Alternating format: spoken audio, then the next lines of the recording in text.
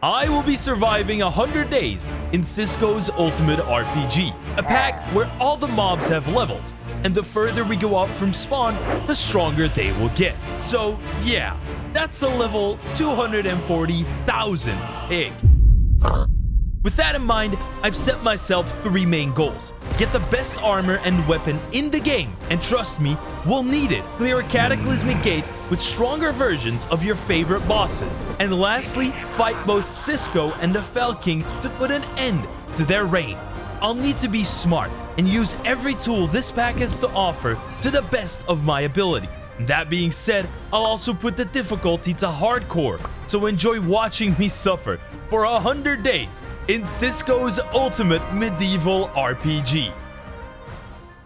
Welcome to Cisco's Ultimate Medieval RPG. This pack is not for the faint of heart, as I will show you right now. I will show you. Just look at this. Oh my god. Oh my. Where did he go? Oh, I'm dead. Oh, I'm. Oh, wait. That being said, we're going to go ahead and get. What the?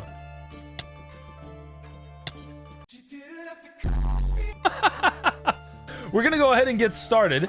And one of the things that we're gonna do is abuse our starting skill, which is this flaming dash. I'm gonna abuse this thing into the maximum. And we're gonna get started by looting up this ship of villagers, because they actually have leather and string, which are 2 of the basic resources that we need in the beginning of the game to make a backpack. We're gonna be traveling for most of our first day, because there is one specific structure I'm looking for. That is going to be the beautiful roguelike dungeon. The reason for that is that, well, simply put, it has really good loot. Land is kind of barren. Oh, I see a roguelike dungeon. We passed by it. There's also a pillager camp. All right, seems like we already got a battle that's gonna happen. Gotta make sure that guy doesn't pop us. There we go. I'm killing these guys with my flame dash. That's kind of cool. Oh, whoa! A magic mirror? Really? That's not bad. We also get this guy in our offhand. Wait, we can't load the crossbow in our offhand? That's crazy. I thought we could do that. What? Hold on, we have ultimine in this. I have vein mining. Look at this. Oh, sweet. That makes my life so much easier. Also, we found some gold, which means we can get the second quest completed now, which is to make an adventurer chestplate. And yes, that is a lot of armor that thing has. We get the whole second set and 20 golden apples with it as well. So goodbye wooden set and hello adventurer set. Look at that. That being said, this roguelike dungeon is where it's at. I know it's a little bit dark, but we'll work on that. For now, we just gotta raid this whole thing and hope we get champion loot bags. That's gonna be the first thing that we gotta get out of this dungeon. Got the torches. Got the bed. We're gonna get some gems. Got some leather gloves. All right, the moment we find that's not good. That's not good. Oh god. Oh, we have to kill this thing. Oh, it's strong.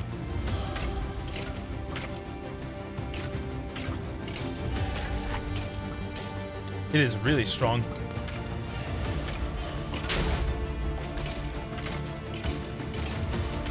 Oh my god. This is an infernal mob, and they're very dangerous, as you can see. Yeah, as you can see, they're very dangerous. Oh, he's stuck in the wall, though. Not exactly how I thought this was gonna go, but that's an easy infernal kill for me. There we go. Oh! He dropped a god pearl.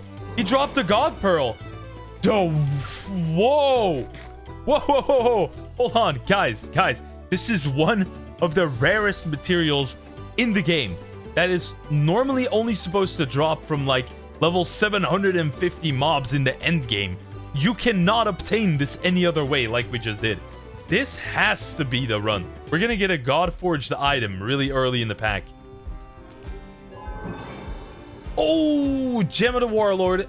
Oh, Nice. That's good. We need a lot of those. Oh, I do care about those. 300 health? Are you serious? Kill this thing. Kill this thing. All right, he's almost dead.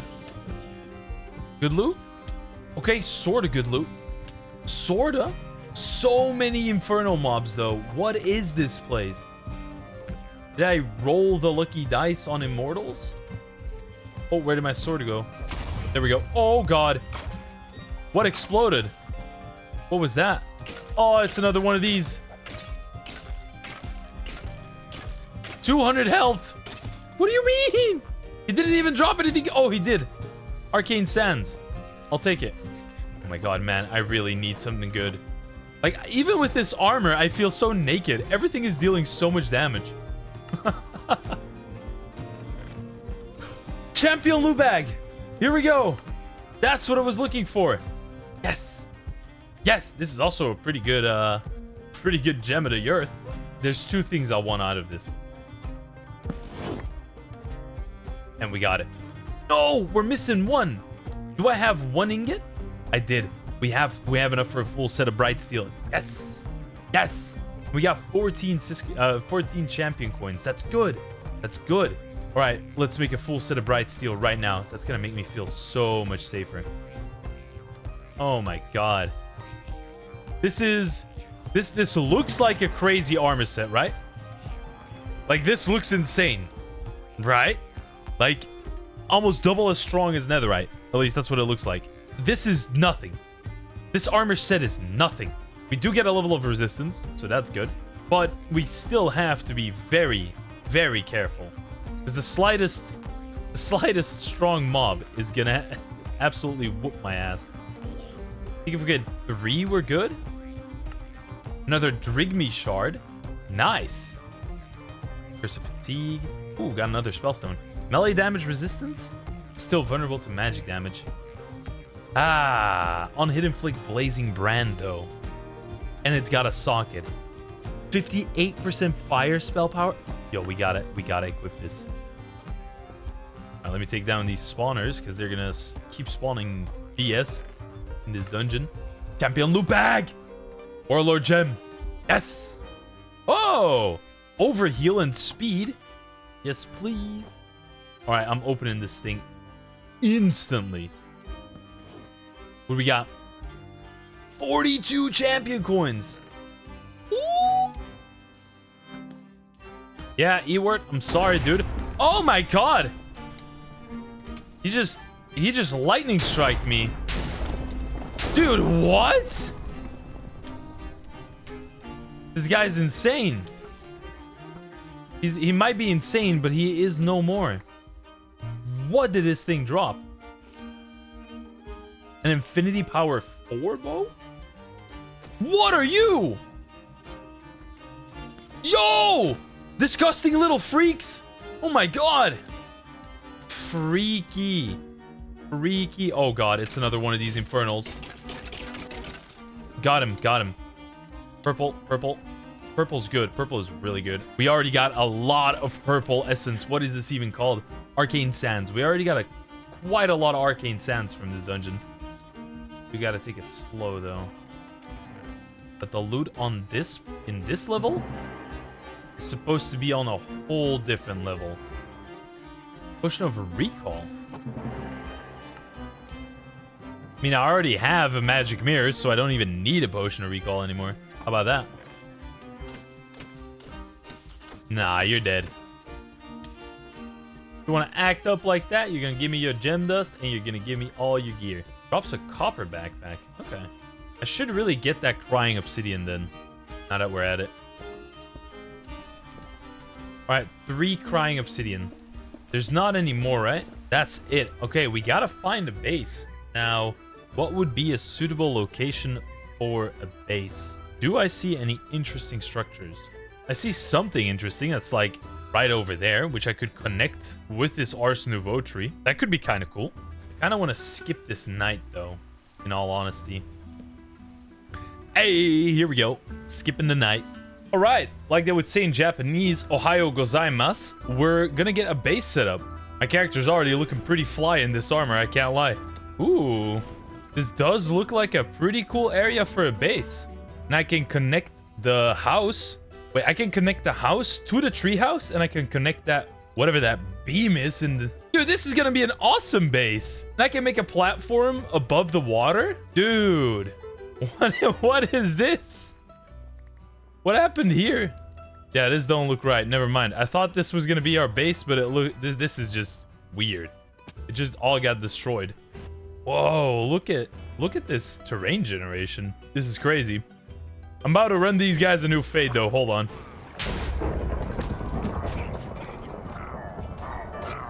Oh, there's an infernal.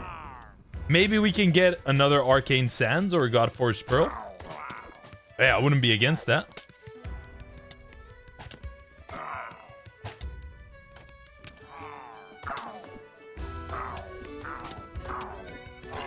There you go.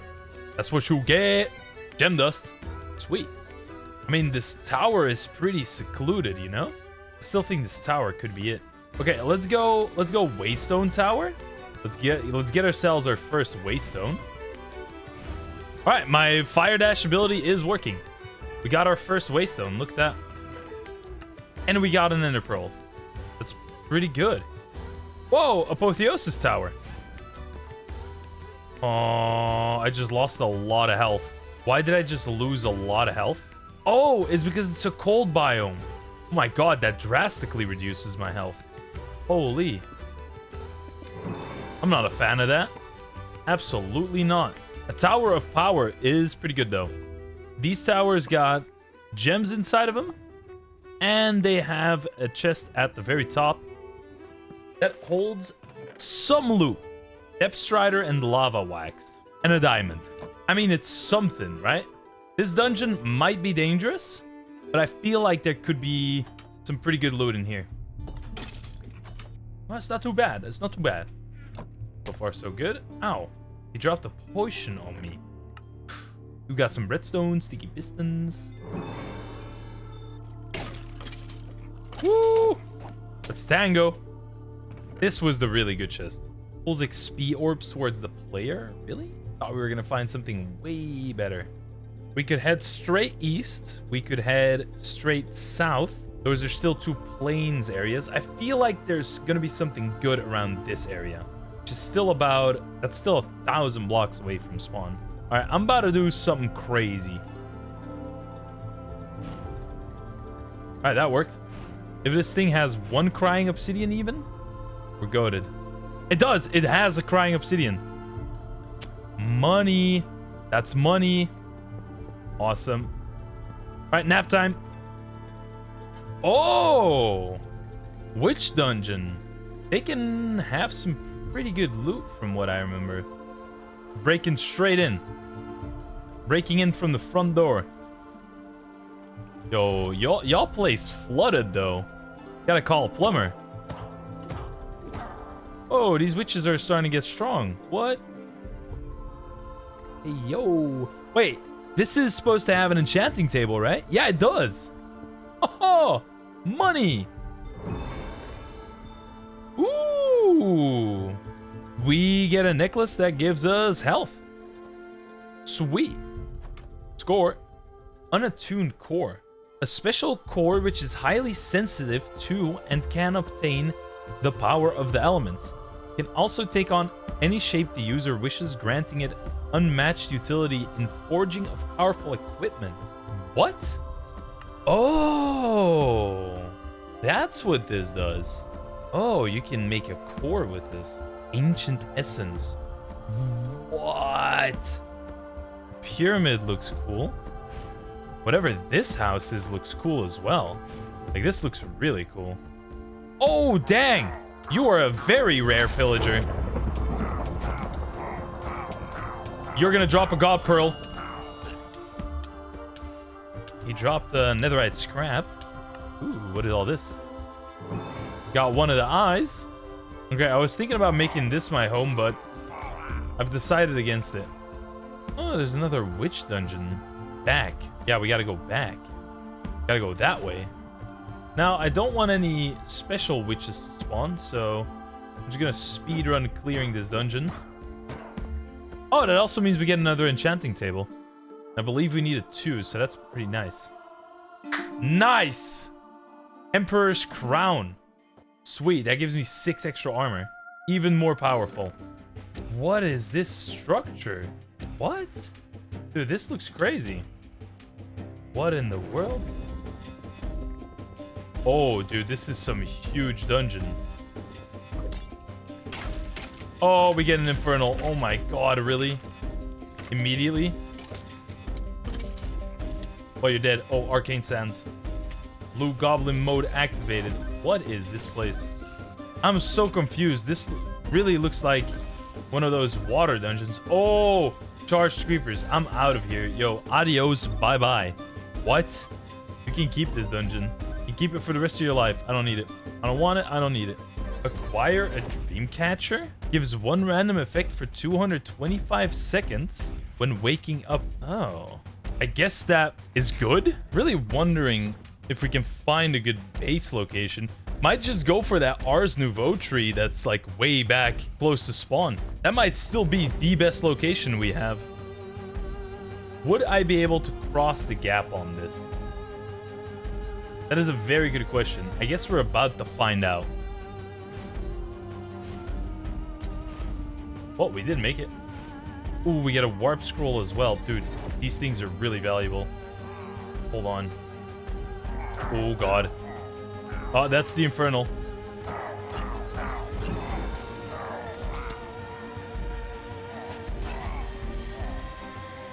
Run it up. Run it up.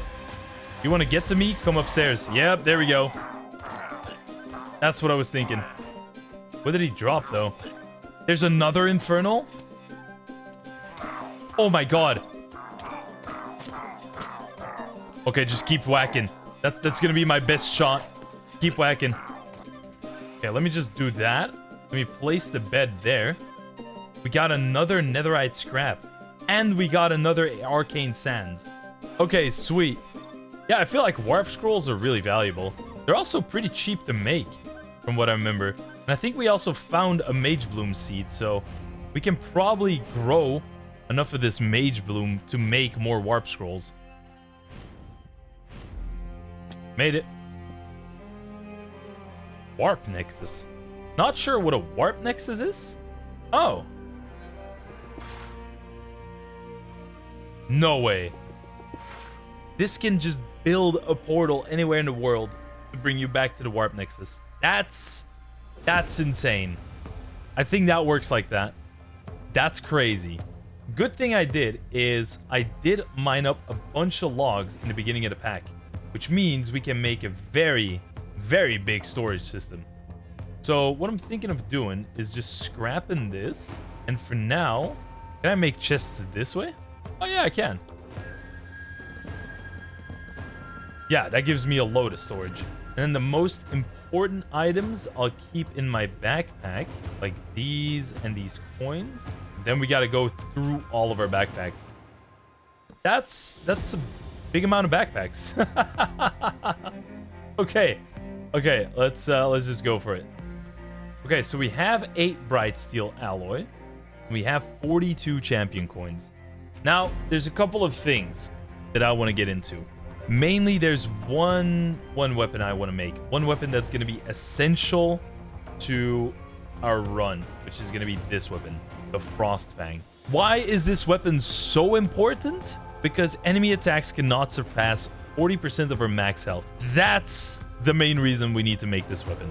And it also gives us attack power and a heal if we're below 50% on right click. Pretty good. Silver Wolf's Splendor. Now, the problem is, this item is extremely expensive. 2 glacial cores, 2 frigidium ingots, 2 brilliant diamonds, 2 divine rubies, and a glacies. And a glacies is 2 bright steel alloy, that's no problem. Diamond axe, no problem. Glacial core, 2 brilliant diamonds, and a divine ruby.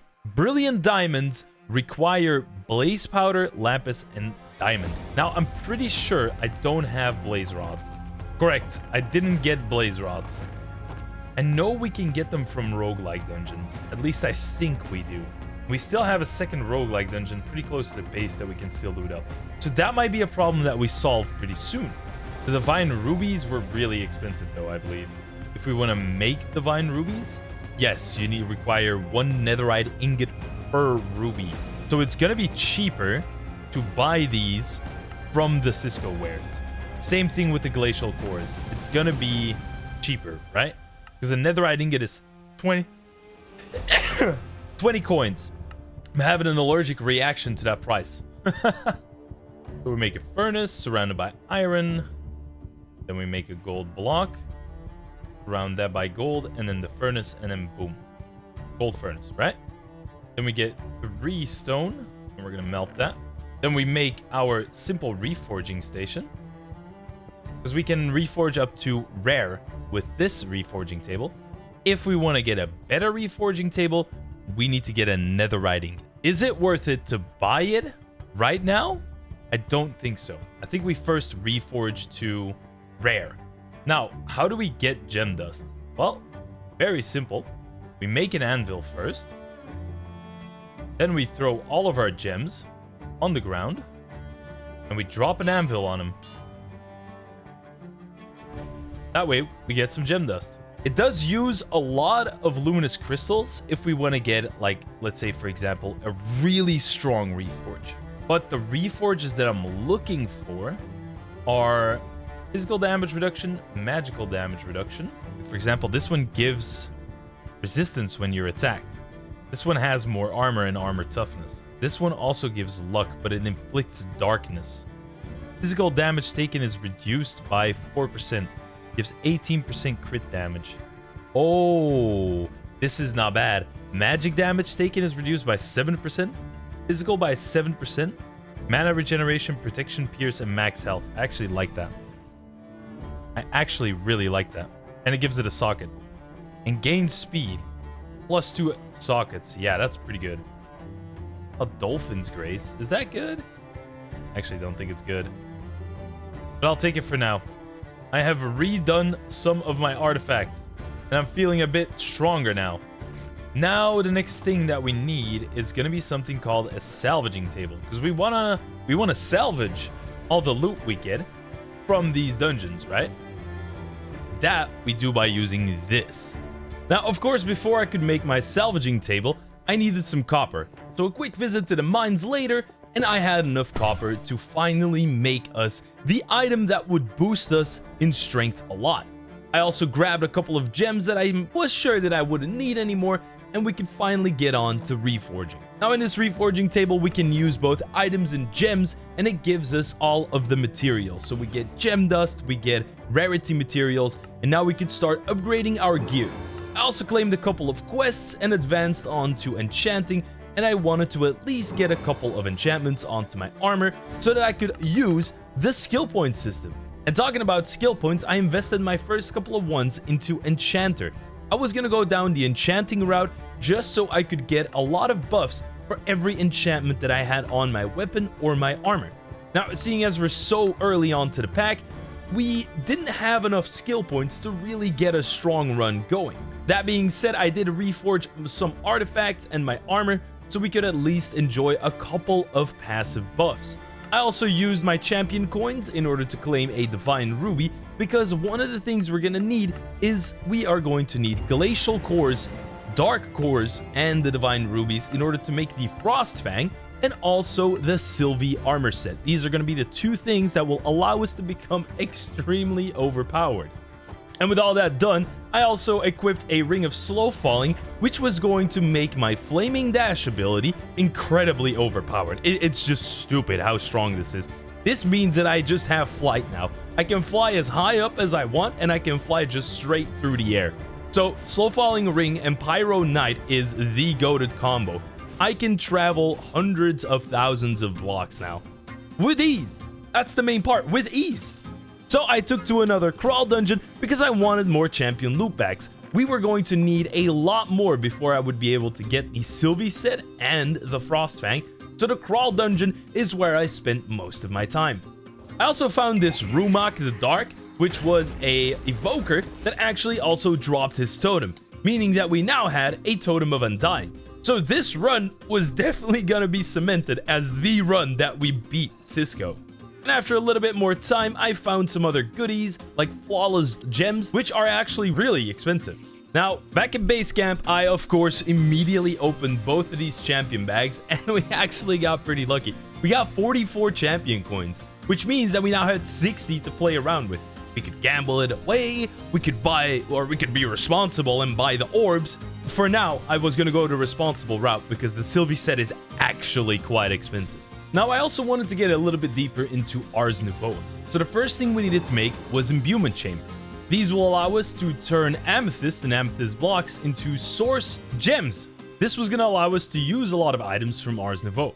I also made a inventory connector and a storage crafting terminal. This was gonna allow me to hook up all my chests into one single block from where I can craft. Now, I also made a gold furnace, which has a lot faster speed than a regular furnace, which was gonna be my main smelting station. I also hooked up a couple of hoppers to it, so I had some easy automation. Now, the next thing I wanted to get into was a gem cutting table. This was gonna allow us to upgrade our gems. So for example, 2 common gems crafted together with some rarity materials and gem dust would turn it into an uncommon gem. This is going to be one of the main ways we can get the endgame gems in this pack. Now, I also messed around and I completed some more easy quests like the novice spell book and the spell book from Iron Spells, giving me a couple of champion coins and letting me go deeper into each of the mod quest lines. With that out of the way, I also made a structure compass. This was a compass that would allow us to locate any structure in the game, and it was going to be a valuable tool. And one of the first things that I looked up was a pyromancer tower. Now, I wasn't exactly sure how strong this pyromancer was, so I first needed to spend a couple more skill points into my skill tree so we'd have some more damage as the more gems we socketed into our equipment. And with my skill points allotted, we now had 30% more effect power of our gems that we put into our weapon. And then it was time to look for a pyromancer's tower. And upon arriving, one of the first things I noticed was you can trade with this dude. Now, of course, I chose the more violent route because he drops some ink and all the different rarities of ink we can use to make different rarities of spells. Now, this guy also has blaze rods in his base, which we also need in order to make ourselves the Frostfang. Now, back at the base, I made the Glacies, which is the base item needed to make the Frostfang, and I started using up all of my champion coins in order to buy the cores needed for this Frostfang. Now, you might be wondering, why do we need this Frostfang? Simply put, this is going to be the one and only item that will make us be able to complete this run in hardcore, as the scaling of the mobs will become stronger and stronger the longer we go on. The Glacies looked really interesting and I actually quite liked the design. The problem was that we couldn't use our Totem of Undying because it is a two-handed weapon. Now, while flying around in the world, I managed to find a Heavenly Challenger. This is a structure with incredible amounts of loot, especially Netherite. So when I arrived, I immediately chose to fight all the monsters that were inside. Now, we were already a good ways away from our base, so I was afraid that these mobs would hit like a truck. For now, though, we seemed to be managing. I also had a couple of god apples in my inventory, so I knew I was safe. And when I opened the first chest, I got an adventurer's kit, some blue rarity items, and 2 more additional god apples, as well as a lot of gold and enchanted books. But the chest I was really interested in was this one. It had a super strange artifact that would completely negate our armor, but would give us 100 extra attack damage. This was going to be a vital item that we need in the future. And after a little bit of digging around, I managed to find a feeding upgrade and another backpack. Now, this feeding upgrade was legit great. Now, seeing as there were so many mobs that I could just hear by the sound, I was not sure if I should continue. Instead, I returned to base camp to scrap some of these items. I tried scrapping the netherite items I got from the Heavenly Challenger, but that didn't seem to be a thing. Sadly, I would have liked an easy way to get netherite, but we were gonna work on that. The next day, I went back in search for more netherite, and we actually got quite lucky. I found 4 full netherite ingots and a good gem. as well as a netherite pickaxe and some golden apples. This was the score I was waiting for, because with these netherite ingots, we would be able to combine them with bright steel, making dark steel. This is the base armor upgrade we need in order to make ourselves the Falking set. That set we can upgrade to Sylvie's. And as you can see here, I take out my netherite boots and I upgrade them with dark steel, making the Falking boots. This is already a pretty powerful set because it reduces any damage taken by 25% and has like a 30% thorns effect. So this is rather powerful equipment we're dealing with here. A wandering trader also showed up, and this was actually quite clutch because for 45 emeralds he would enchant my diamond helmet with protection 5.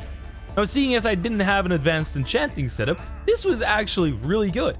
So you already know that of course I had to take a diamond helmet enchanted, and we were going to upgrade that to netherite and falking later to keep all the enchantment. With that all done, I actually made a time-worn visage, and it was now a netherite helmet that we upgraded into a falking helmet, giving us the protection 5, mending, unbreaking, and respiration. Now with half of the set ready, I was actually starting to feel really good.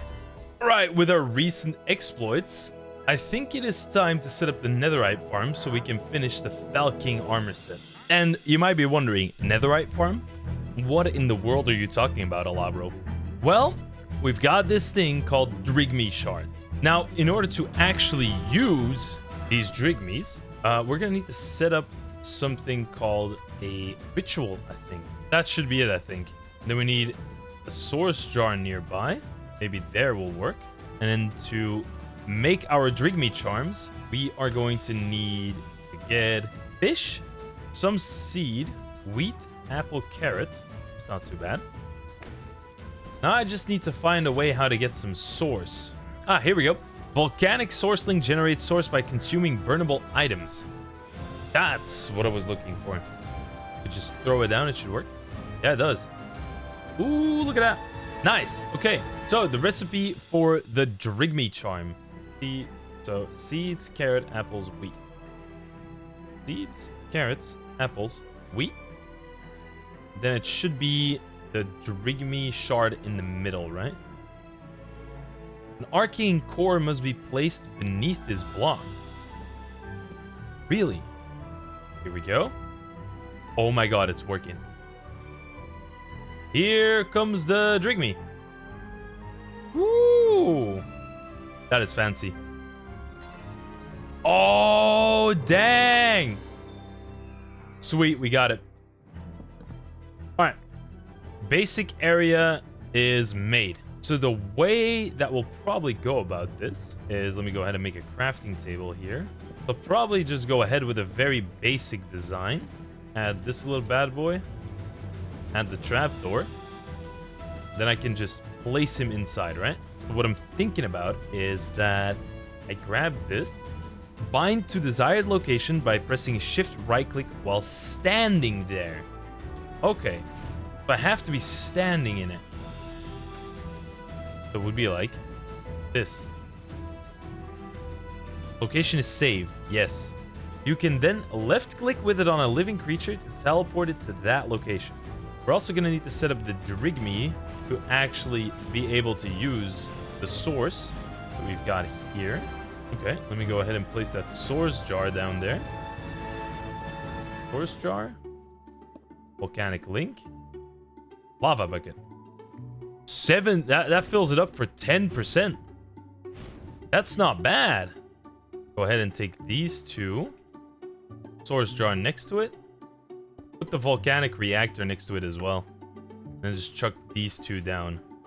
Then we set up the Drigme like that. It's gonna summon a Drigme henge. Here we go. So that works. I don't think the Drigme will run out, but I'll want to go ahead and block this off somehow, right? And then the next step is going to be to go over to a Pyromancer's tower, because we actually got to get the mob that we're going to farm with this. That is the tower right there in distance. Now there's one mob I'm looking for, and I know the thing that spawns the mob is inside of this tower. The only thing that I don't know if it is if it actually summons the mob when we go ahead and do what we're about to do. This is an armor pile. When we mine this, it's supposed to summon an ancient knight. It does. And then we hit it. And now it should be at the base. It should be. I guess there's only one way to really figure that out, if it is actually at the base. Make ourselves a portal. Back to the base we go. The mob is not here. I repeat, the mob is not here. Maybe it's because it's not a living creature? It's not a living creature. We have a fix for that, though. That's no problem. That's only one Pyromancer's Tower. We can find another one. Now, what is the other way we could go ahead and do this is if we make a Ritual of Containment. From what I remember, this Ritual of Containment is not that expensive, you know? We just go ahead and make a containment jar.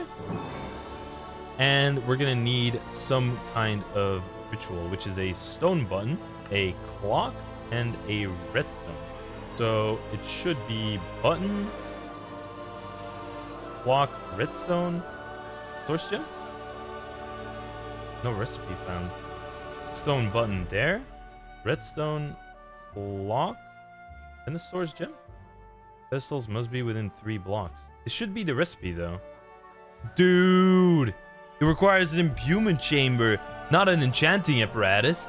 Bruh! Okay. Okay. We also have a manipulation essence here. But that is pretty nice. It also saves the clock and the redstone. Go ahead and make this tablet of containment. Good stuff. So I have my tablet of containment. I have my containment jar. I have my source jar. Now we're just waiting on the source gems to finish producing. Ars Nouveau is kind of cool. Can't lie. Okay, here we go. So we're going to need a regular pedestal. And then we need... What, hold on. And then we need a ritual brazier. Sweet.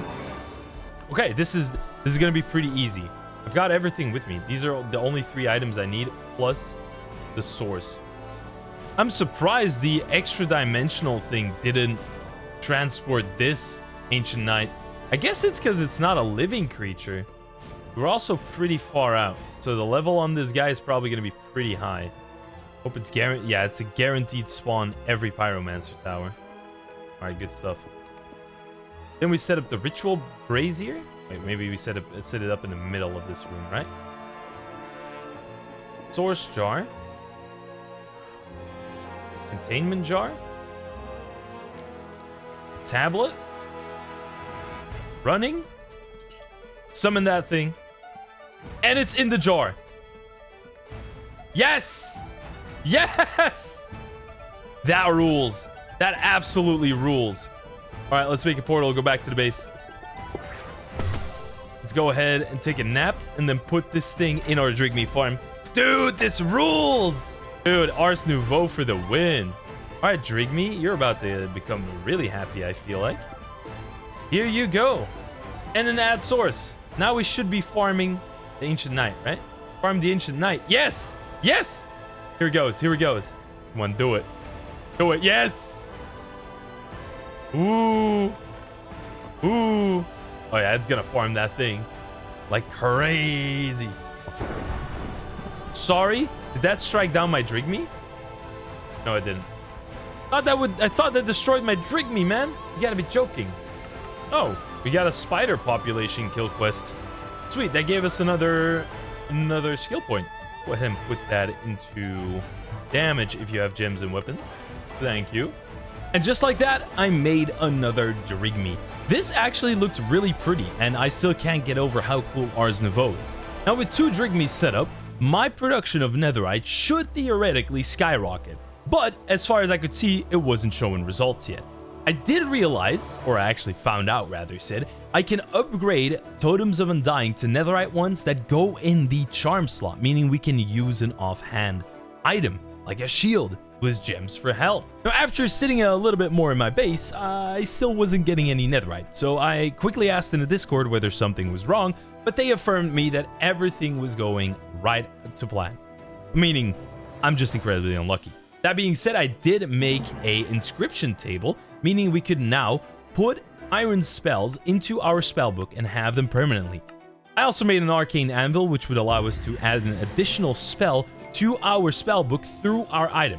pretty cool stuff. Now, for the last quest in Iron Spells, we needed to make some kind of a really incredibly overpowered book, but I did not have the resources for it. Now, I did find a pretty nifty way how to get a bunch of charcoal, which was in the redwood forest using a smelter's tool on trees using ultimite. This gave me a stack of charcoal per time I mined a log, so I just had infinite fuel for my drigmees, and they seem to be rather happy with that. Now, I was super curious if my drigmees actually produced anything, but it still looked like nothing, so instead I focused on learning more about the quests in this pack, one of them being the Eldritch School of Spells, which is apparently a really powerful route that we can go. Now, seeing as we're focusing on the Frostfang and a melee build, I wasn't going to focus too much on the Eldritch spells. Instead, I figured out we could gamble. So that definitely got my interest, and I gambled all of my life savings on a legendary loot crate. And we kinda hit the jackpot. I can't lie. We got 4 netherite ingots, which is exactly what we needed right now, as we could then finish our Fel King set and even start preparing to make items for the Sylvie set.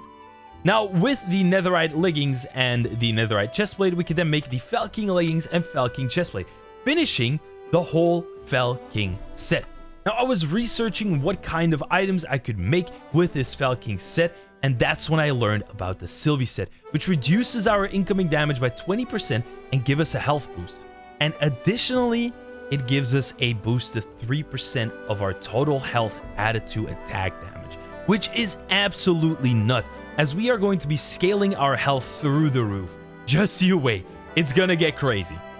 Right, we gotta make a specific villager if we want to get a crazy drigme farm going, which means we need an arcane 4. That is the workstation of one of the villagers. It's to create a shady villager. So these workstations are not too expensive. The only thing that we're gonna need is we're gonna need a ton of emeralds for this. So either we could go and trade with a Fletcher to get a lot of emeralds, or we could have a passive farm when we trap an evoker. That could work as well, but it is going to be pretty good. After that, we can go to the Nether to start farming blaze powder, so we can work on our Frostfang. Because with blaze powder, I think we have everything to make the Frostfang. We have the glacial cores, we have the ruby, we just need a bunch of this stuff. Oh, 2 more glacial cores and 2 dark. Do I have enough for that? Do not.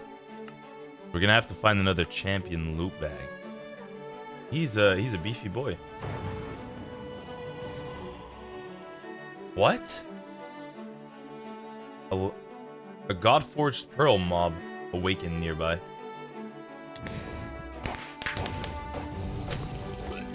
Oh, yep, got it. Okay, sweet. Well, we're hitting it.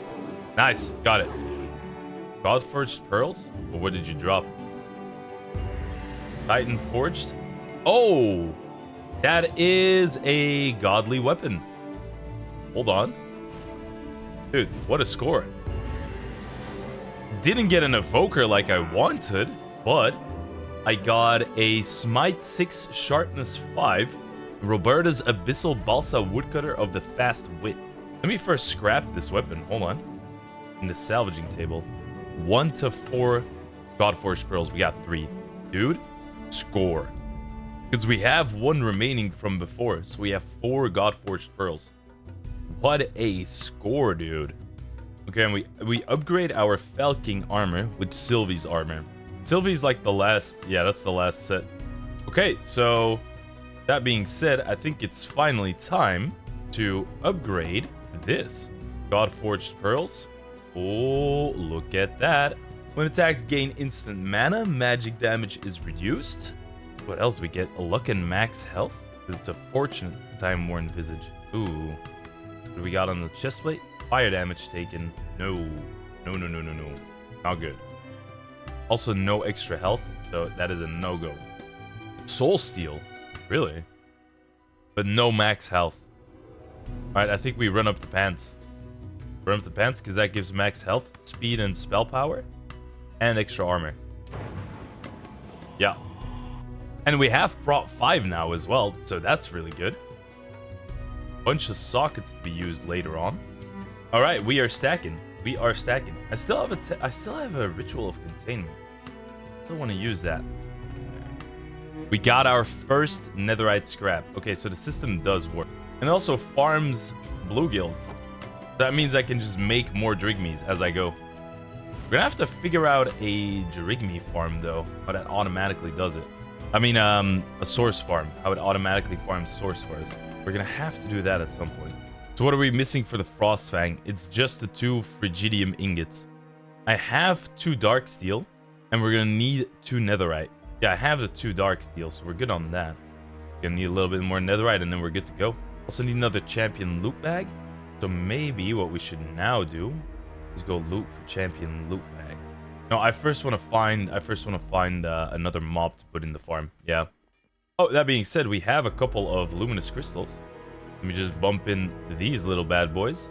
We give them some basic things.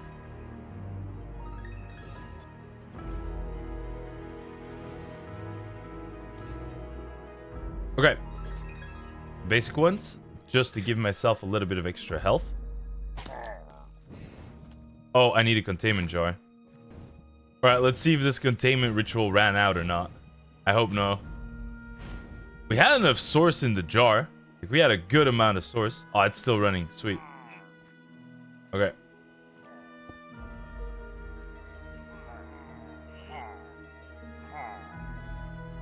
Come on, he has to get captured, right?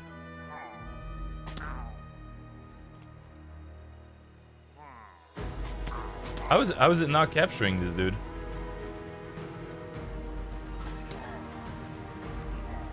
Come on.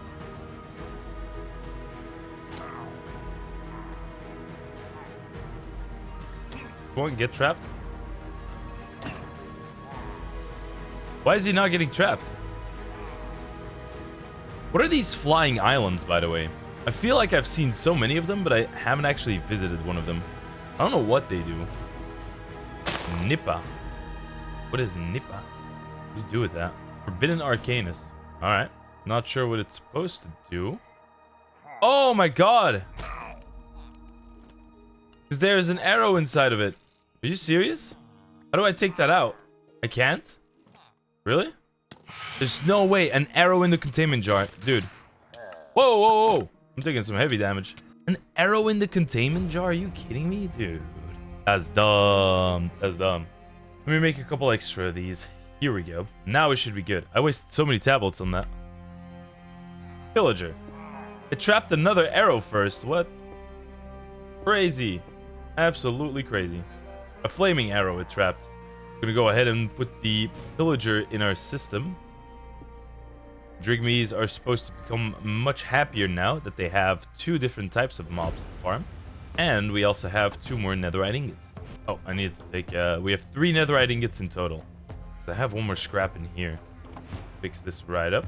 3 netherite ingots. And then for the Frostfang, we needed... We have the 2 dark steel. It's 2 dread steel per. I believe we can actually make 2 dread steel. We're gonna need 3 dread steel... No, 4 dread steel in total. Because it's gonna be 2 per Frigidium ingots. Yeah. Then I just need 1 more champion loot bag with some champion coins. And we can make the Frostfang, essentially. Alright, yeah, we're looting up that roguelike dungeon. There's no question about it. Mainly, we're looking for champion loot bags. Champion loot bags and gems. I mean, emeralds we can take with us as well, right? Oh, wow. It was a crazy armor. Whoa. Look at this. Are these any good gems? No, they're not.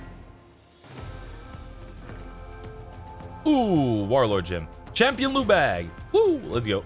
Sweet, we already found one. That's crazy. Whoa, whoa, whoa. Dang. Take a chill pill, buddy. What I want to see is if we get coins from this bad boy. We got 28 coins. And we got 2 divine rubies. Dude, we're in the money. You know what?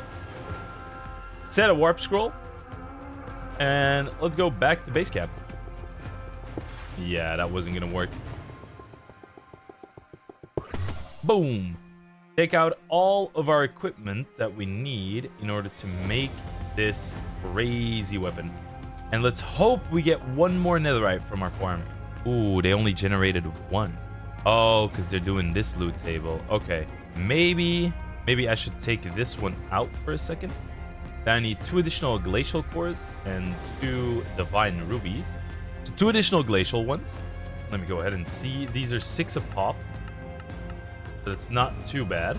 And I still have 20 coins. Do I use that on another dreadsteel ingot or do I not? I feel like that might be a waste. But we gotta go down deep. If we want to get obby, we have to get down to like the base layer. That being said, look at all of this lapis. Oh, I probably should use fortune on this, right? No, I like me some lapis. Gives you a ruby. Wait, hold on. This looks like a pretty good gem. How did you get angry only just now? Oh yeah, this is a really good gem. What? Ruby's kind of fire. Wonder if we can upgrade these rubies as well. Because if we can, that's a mega score. Ah, this is gonna make it easy. Yeah, look at that. We're already down at the base floor. What is this guy? Well, he's an evoker. Ooh, I could try trapping him. Hold on a minute. Haha, got him. Vozul the Dark Master. You're mine now. That's crazy that it works like that. Okay, we have an evoker now. So that's definitely better than the pillager that I had before. Do I put the evoker in? No, I wanted to have more netherite scrap. We need 1 more scrap. Really? The nether. All right, sweet. Here we go. We're looking for blaze powder mostly. That's going to be our first objective. Now we'll have to be very careful because the nether has incredibly high level mobs. And I believe blazes can also one-shot us. Set the warp scroll to here. This place is a hell indeed. I guess so. Oh, the world's put in expert mode as well. Oh no. Alright, we're only looking for blazes right now. Nothing more, nothing less. What can we see on the map? Not a lot. Not a lot. We found a bastion though. Hold on. Bastion loot might go kind of crazy. Oh, these piglin brutes are strong. That's a legendary as well. Or an infernal rather said. With 1,500 health. Well, I wanted his drops, but I guess we're not getting these. What do you got in here? Dark scroll? Rigby shard? Alright, it was something. We got some ancient debris. So that's the netherite problem solved. Now I just need to find some blazes. I don't want to travel out too far because these mobs are going to scale in level like really hard, right? Level 54 already, yeah. They scale really hard. There is another fortress over there though. Now we're going to have to be very careful of these blazes.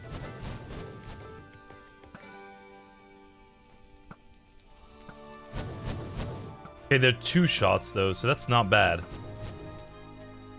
4 blaze rods? I think I need a couple more. I think I need at least 8. There's another blaze rod over there. Got it. Ooh. That's a dangerous one.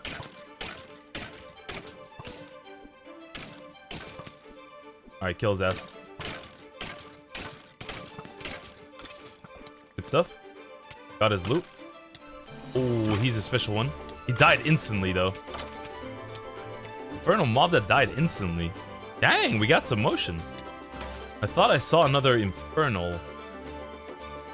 It appears not. Okay, 8 blaze rods. I think we're good for now. Alright, we're going back. We're at 0 FPS. Yeah, we crashed. Okay. Nether exploration has been successful. Now we go ahead and we make our... Wait, how did I get a bowl? Dropping bowls in my inventory now. Okay, we have 2 arcane sands, by the way. So we could probably make a pretty good sword, I feel like. Let's take everything out of our inventory. Our dread steel as well. We're just waiting on a little bit more scrap here. And we're going to make a frost fang, which is going to be rather nice. I'm going to sleep as well. I want this rain to be over. Screw this rain. Anybody like the rain? What do you mean? All right, rain's over. We are good to go. Make one more netherite ingot. Make one more dread steel. Boom. Now we're gonna have to make some brilliant diamonds. Let me go ahead and get the blaze rods. Here we go. Brilliant diamond. We need some lapis blocks. We have more than enough lapis for that. Now I'm glad I actually looted up the lapis. Not gonna lie. Okay. 2 brilliant diamonds. 1, 2, and then we have everything ready. Oh, we need to make the actual ingots. Here we go. That's 1. Now it's Frostfang time, baby. This is the weapon I was looking for. Fast attack damage, got 2.5 attack speed. That's really good. The attack range is kind of low, but enemy attacks cannot surpass 40% of your max health. So this is the one and only thing that will save us from one-shots. This will save us from one-shots. The only way we can get killed is if a mob hits so hard and hits us 3 times that we die. That's about the only way. If the user is above 50% HP, grants a temporary boost to attack based on 40% of max health.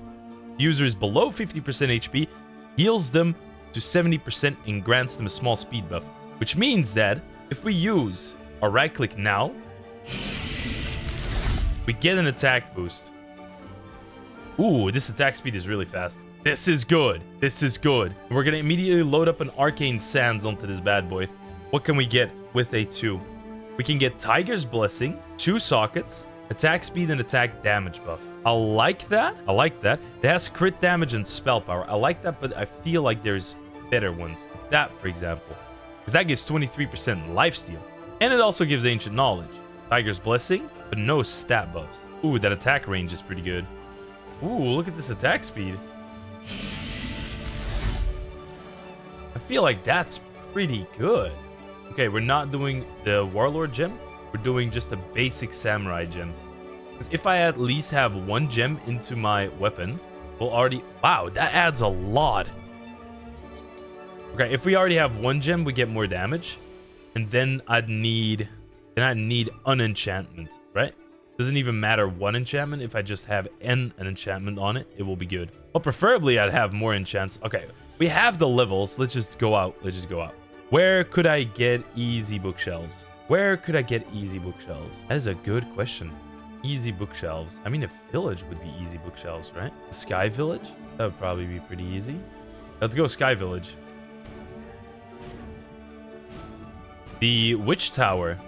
This one is supposed to have quite a bit of bookshelves, right?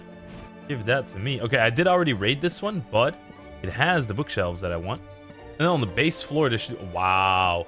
Yep, this was the perfect place. Also, if my voice sounds a little bit different, sorry about that. I'm a little sick right now. I don't know what's going on with my voice. Just bear with me, all right?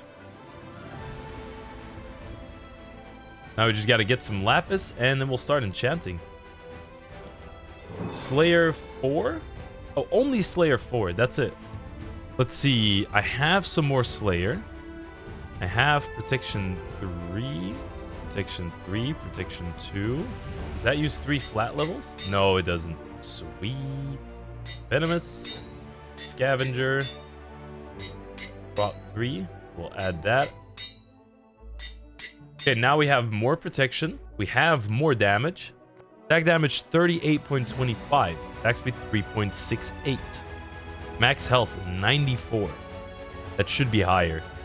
We can make that way, way higher. That means we have to work on experience as well, because we need a bunch of skill points. Yeah, what quest did I complete? Champion Trials. Oh yeah, I went to the depths of hell.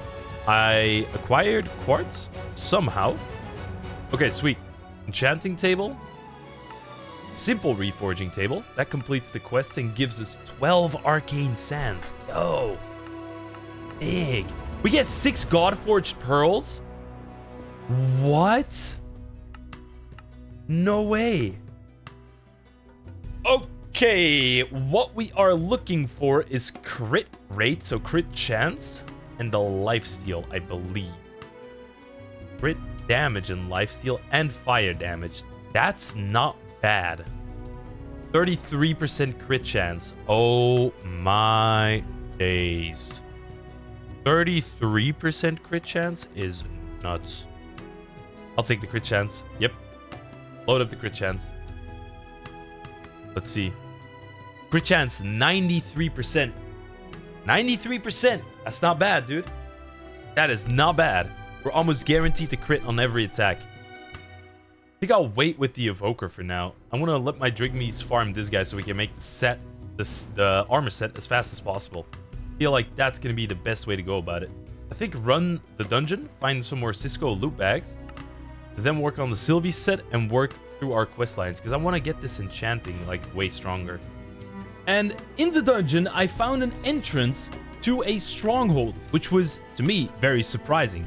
That also meant we had an incredible amount of loot to go through. And within all of this loot, I found a rotten spellbook, which could be upgraded to a druidic totem. Kinda nifty. Now, this place was absolutely stacked. We also found a bunch of glyphs that we could use for Ars Nouveau, although I wasn't exactly sure what those did. But the sheer amount of loot was going to fill up my backpacks like crazy. There was also a random amount of ores scattered around this dungeon, which was pretty nice. Some basic resources are always welcome. And then I found the portal room, which already had 2 eyes. That kinda got me excited.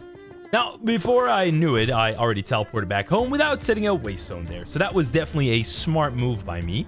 And the next day, I focused on getting some more storage in my setup, because we were actually running low, surprisingly. Now, after fully expanding my storage, I wanted to use the Drigmy shards that I found in the Stronghold dungeon, turning that into additional workers for my Netherite supply chain. I then wanted to go to one of the more rare structures in the mod pack, which was Keep Kyra. This was a structure that I only heard about in rumors, but apparently, the rumor was that there was a lot of loot inside of it. And to get to Keep Kyra, I was going to absolutely abuse my Origin Fire Dash ability. In order to do this, we needed to make one specific spell from Iron Spells, which was the Angel Wings.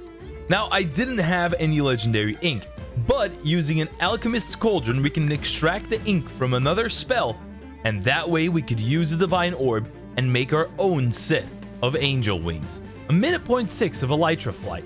And combine that with our Fiery Dash ability, we just created the perfect infinite flight.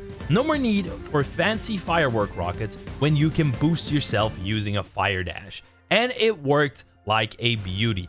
I believe it was even faster than using rockets, because I could continually boost myself in the direction that I need to go. And the Angel Wings just look really cool. I'm not gonna lie about that. So using my new tactics, it was gonna be a piece of cake to travel 7,000 blocks in order to find Keep Kyra. I'm not sure if this combination is intentional, but I'm sure glad I found out about this. And while flying to Keep Kyra, I also found a Frostmaw. So you already knew, I had to throw hands with this little puppy. And in the first couple of hits, I thought this guy was going to be a tank like no other. But after a little tussling around, I realized that I completely wrecked him. Which was a rude awakening indeed. Come morning time, I did find Keep Kyra, and this place was absolutely enormous. It couldn't even load fully in with my render distance. That's how big this structure was. So that led me to believe that this was going to be an expedition like no other. It was going to be a life or death battle. There were creepers on top of slimes, just jumping around and waiting to explode. The creepers even summoned mini creepers. What is this insanity? I knew this was going to be a dungeon that was going to be frightening. That being said, now that I had a Frost Fang, I could just breeze through this place without the worry of getting one-tapped. And instead, I was doing the one-tapping. So I was breezing through this dungeon, left and right, killing mobs everywhere, getting splashed with whatever that was, and eventually making my way to the top floors where loads of riches awaited me. Diamonds as far as the eye could see. I had never seen that many diamonds. Now, I didn't find any special loot, so to say, in this Keep Kyra dungeon, although it was the perfect place for basic materials like iron, books, enchanted books, diamonds, gold. It was great. I did also put my new Evoker in my Drigmy setup, and I noticed it was continuously running out of fuel, which was not that easy. I had to find a solution for that in the near future. And after storing away all of my spoils from Keep Kyra, it was time to dabble a little bit into apotheosis. And first things first, I needed to scrap a lot of the items that I got during my recent raids. With all of these extra items, we now had more than enough rarity materials to start making some new artifacts and relics so we could then enhance them to get more crit damage. Because what I was going for was a crit build, and the more special items we could put into our relic slots, the more we could reforge them to get the buffs that we're hunting after. Crit was going to be the main stat that we're looking for. As you will see in the future, we will deal hundreds of thousands of damage, and more surprisingly is that we're going to be required to deal that much damage because the bosses will scale incomprehensibly fast. Now, in order to go to the end, we still had to hunt for the eyes. So while coming across a pyramid, okay, I know you're supposed to do a puzzle here, but I don't really do the puzzle, I just break in. We had to get the pyramid's eye. Now, this eye is not found in your most conventional way, which is when you think you kill a pharaoh, you get the eye, either from the chest. You have to go back up to the top of the pyramid and then mine down after you get rid of the mining debuff. And that way you have pyramid loot like you would expect from a normal pyramid. Back over at the base, I then reforged all of the new relics that I got, and we had 4 additional ones to put into our socket. Now, I also made a samurai gem, which I upgraded, and I upgraded some of my warlord gems to flawless, but I wasn't going to use them until we got the perfect versions, which are the strongest versions of the gems. Now, they do require a lot of resource. I'm talking about a lot. We got a lot of totems. Our drigmies were working day and night. We got some netherite scrap, we got tens of totems, and we got the magical eye, which you get from evokers, which was a nice side effect of farming these evokers. Now, onto the juicy stuff, which was the Sylvie set. An incredibly expensive item, mind you, because it requires 3 netherite ingots per armor piece just to upgrade them to Sylvie. Now, that being said, I also wanted another spell that was going to massively help me in the future, which was Hasten. This would also buff my attack speed, as you can see right here, and we were starting to become pretty powerful. A quick visit to the Nether was going to warrant us a couple of items that we still needed on the list. And one of the things that I noticed was that looting up one of these wither skeleton structures in the Nether fortress gives you a lot of gems. Like a lot of gems. As well as rarity materials in the form of loot that has a rarity. This would allow us to do a lot of scrapping back at the base, giving us more materials to work with. I also kept raiding these bastion towers, and one of the things that I found was a forbidden fruit, which would, after consuming, make us not consume hunger anymore, like we would never get hungry. I opened up my Cisco loot bag and got another couple of Cisco coins, or champion coins. I don't know, but I always keep calling them Cisco coins, even while I was playing. And we were, figuratively speaking, literally swimming in loot. I then reforged some more of my relics, mainly my magma walkers and my rage gloves, to get me more passive buffs. And I realized that by going to the Nether, I could fill up tons of lava buckets, which would amount to a lot of fuel for my drigmies to work with. A big brain strat, if you ask me. And then it was finally time to start upgrading our Falcon armor into Sylvie. I upgraded my helmet and my chestplate, which was all the resources I had, but nonetheless, we had 2 pieces of the Sylvie set, and let me tell you, this thing looked cool. I then crawled back into the crawl dungeon in order to find more Cisco loot bags, because we still needed to finish that Sylvie set, namely my pants and my boots still had to be turned into Sylvie. That's also when I found a really interesting looking boss, which looked to be an iron golem from what I could see through the walls. And yeah, Glem the Construct got absolutely bodied. He was guarding one of the chests in the dungeon, but he was not the security you'd want to hire to protect your loot, let me tell you that. And while running through this dungeon, I managed to stumble upon an ancient city. Now, looking as everybody's scales in this pack, especially the mobs, I wasn't sure whether we could take on a warden. And my fear was about to be put to the test, because one of the Shriekers managed to spot me, and it summoned a warden.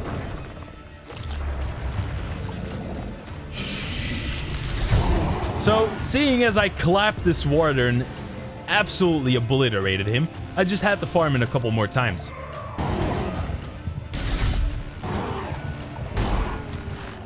With the warden absolutely mega farmed, we could then focus on a vial of searing expulsion, This was going to allow us to destroy gems that were already socketed into equipment.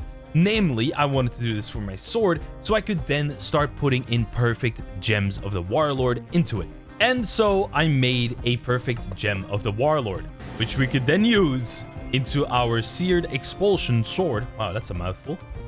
Giving it a whopping 32% crit damage. That is the kind of juicy stats that I want to see. Now, going back to the ancient city, I wanted to farm up this place a little bit more. I know that we can find the Eldritch fragments in here, and I also know that we can find artifacts in here. So I wanted to find some more artifacts that I could put into my slots and reforge them as we go. Now, the sad part being that I didn't really find any artifacts that I didn't have yet. And back over at the base, I used a lot of my champion coins in order to buy wisdom scrolls. I kind of forgot about the Sylvie set at that point, I'm not gonna lie. But with the skill points, we could then make ourselves even stronger. And we were going to go down the jewelry tree, giving us more health per gem in our jewelry. And as you remember, we're trying to stack health in order to get that passive bonus from the Sylvie set going. Now, I also did visit the deeper and darker biome dimension because there was apparently one structure in here, which was the ancient temple. Now, it sounded like it had some crazy loot inside of it, but I'm not gonna lie to you, Chief. This loot was absolute ass. It was not, it was just nothing crazy. Basic resources, cobwebs, some quartz, gold, and string. I don't know, man. That dimension was not it. So back to the overworld we went, and we were gonna get into something exciting, which was fighting the Wither. Now, I wasn't sure how this was gonna go. The Wither was a boss, and bosses, I would assume, scale really hard. So I was taking my distance. I had a pretty good bow with me, and my inscrutable eyes started yapping to me. Apparently, there was a whole lore quest line inside of this, and when I peeped my bow's damage, it looked like it was not doing a whole lot, until I decided to hit him with a melee attack, which I, two-shot him. Yeah. The inscrutable eyes started yapping again, but instead I just killed another Wither while it was yapping. And then I killed the third one for good measure, completely using up all of my Wither skulls. That being said, with a couple of extra skill points now added, we could finally get the extra ring slot I was going for. And I already knew exactly what ring I would make for this ring slot, which was going to be the Band of Brilliance, giving me a further 20% increase to health and armor. This was the perfect ring for our run, and it was actually quite cheap to make. Now, of course, you know that I had to put some crit chance and extra health onto this thing, which was the perfect reforge I was looking for. And I found a shady wizard, which you could make using a apparatus from Ars Nouveau. And this guy actually traded Drigme shards, which meant that we could make an incredibly large farm now since we had access to a Drigme trader. That being said, when I visited my base again, my Drigmes were all over the place. So I quickly had to neutralize them to get their summoning stones back, and I could place them back into the farm. And for my next trick, I was going to slay the 7 deadly sins. Now, this was a questline within the shop where you could buy all of the summoning eggs for the 7 sins for 1 coin each. That being said, when I fought Calvin, he got 1 shot. Prowler also got 1 shot. The Blood, also a 1 shot. And this was a trend that happened with every single one of these sins. I mean, to be fair, they were only level 4 because my base is really close to spawn. But that being said, it did look like I was starting to get pretty powerful. All right, one of the things we got to focus on today is we need to get ourselves an enchantment library. Now, excuse my voice, I'm still a bit sick. But to make the enchantment library, we're going to have to get these infused hell shelves. And that way we have to make the enchantment library, or at least the first version. We can then upgrade it with, it seems like 100 levels of infusion, which is not that bad. But we're just going to need a ton of enchanted hell shelves. You can also get deep shelves, which are actually not that bad. They're easier than hell shelves. We're going to need a ton of regen, and we're going to need a ton of gas tiers. But I have an idea for that. What we can do for the gas tiers is very easily, we can go ahead and we can go get like, what is it, 3 more ghasts, I think, 3 more gas tiers, and we can make a gas tier portal. I mean, we could try to quickly take on this guy.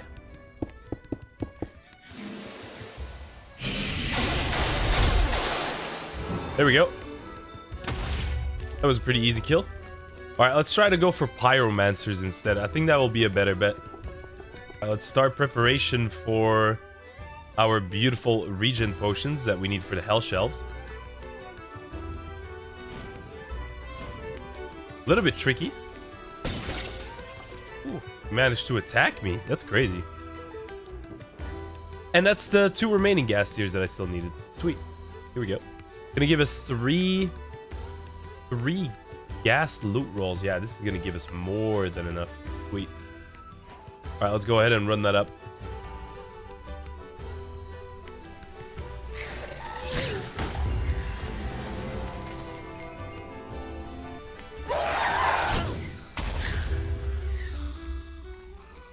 All right, good, good.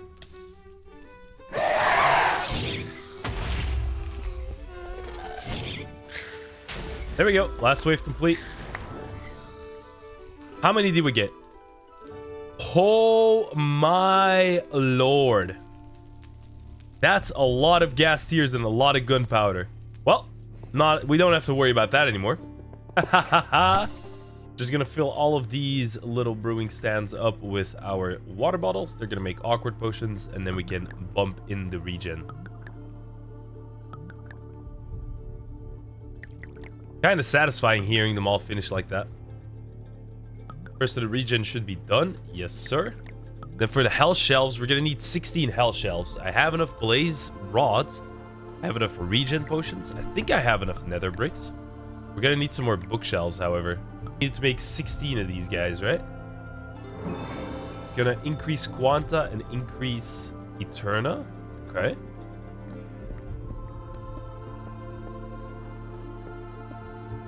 Alright, here we go. Infusion. Infusion. Fusion. And infusion. Then the hell shelves. Boom. Enchantment library. That's what I'm talking about. Now we can just enchant a load of books.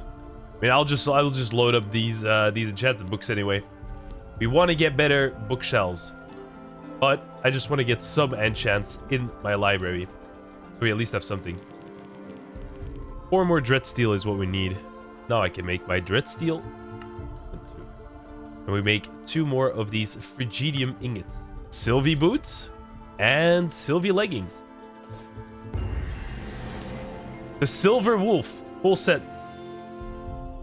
That's what I'm talking about. Oh yeah. That gave us a massive boost in health, I think, and should also give us a massive boost in damage, because now we are rocking 43 attack damage. And how much health are we doing? Where's our maximum HP? Oh, there it is. 177 max HP. Not bad. All right, we want to upgrade our enchantment library, and we want to upgrade this thing to Library of Alexandria, which requires 100 levels. We have that, but it requires a bunch of Arcana as well as Quanta, but no more than 50. Then we need to make all of the infused hell shelves into glowing shelves. 3 glowstone. Oh, because that adds Arcana. Ah, I see. Okay. I can make 7 glowing hell shells with that. That's not nearly enough. Okay, next task. Go and get glowstone from the nether. Do this whole glowstone area. And just do like that. Works like a charm. There we go. 16. 16 glowing hell shelves. 9 dormant deep shelves. Oh, sounds crazy. Which adds just flat Eterna. Ah, then you make that into a deep shelf, which requires at least these. That's why we needed the hell shelves. Ooh, and then we go for infusion. Then we use that to get a echoing deep shelf, I'm pretty sure. Echoing deep shelf, and then an echoing skulk shelf. Oh, that's why we needed the warden tendrils. Really? High level infusion right now.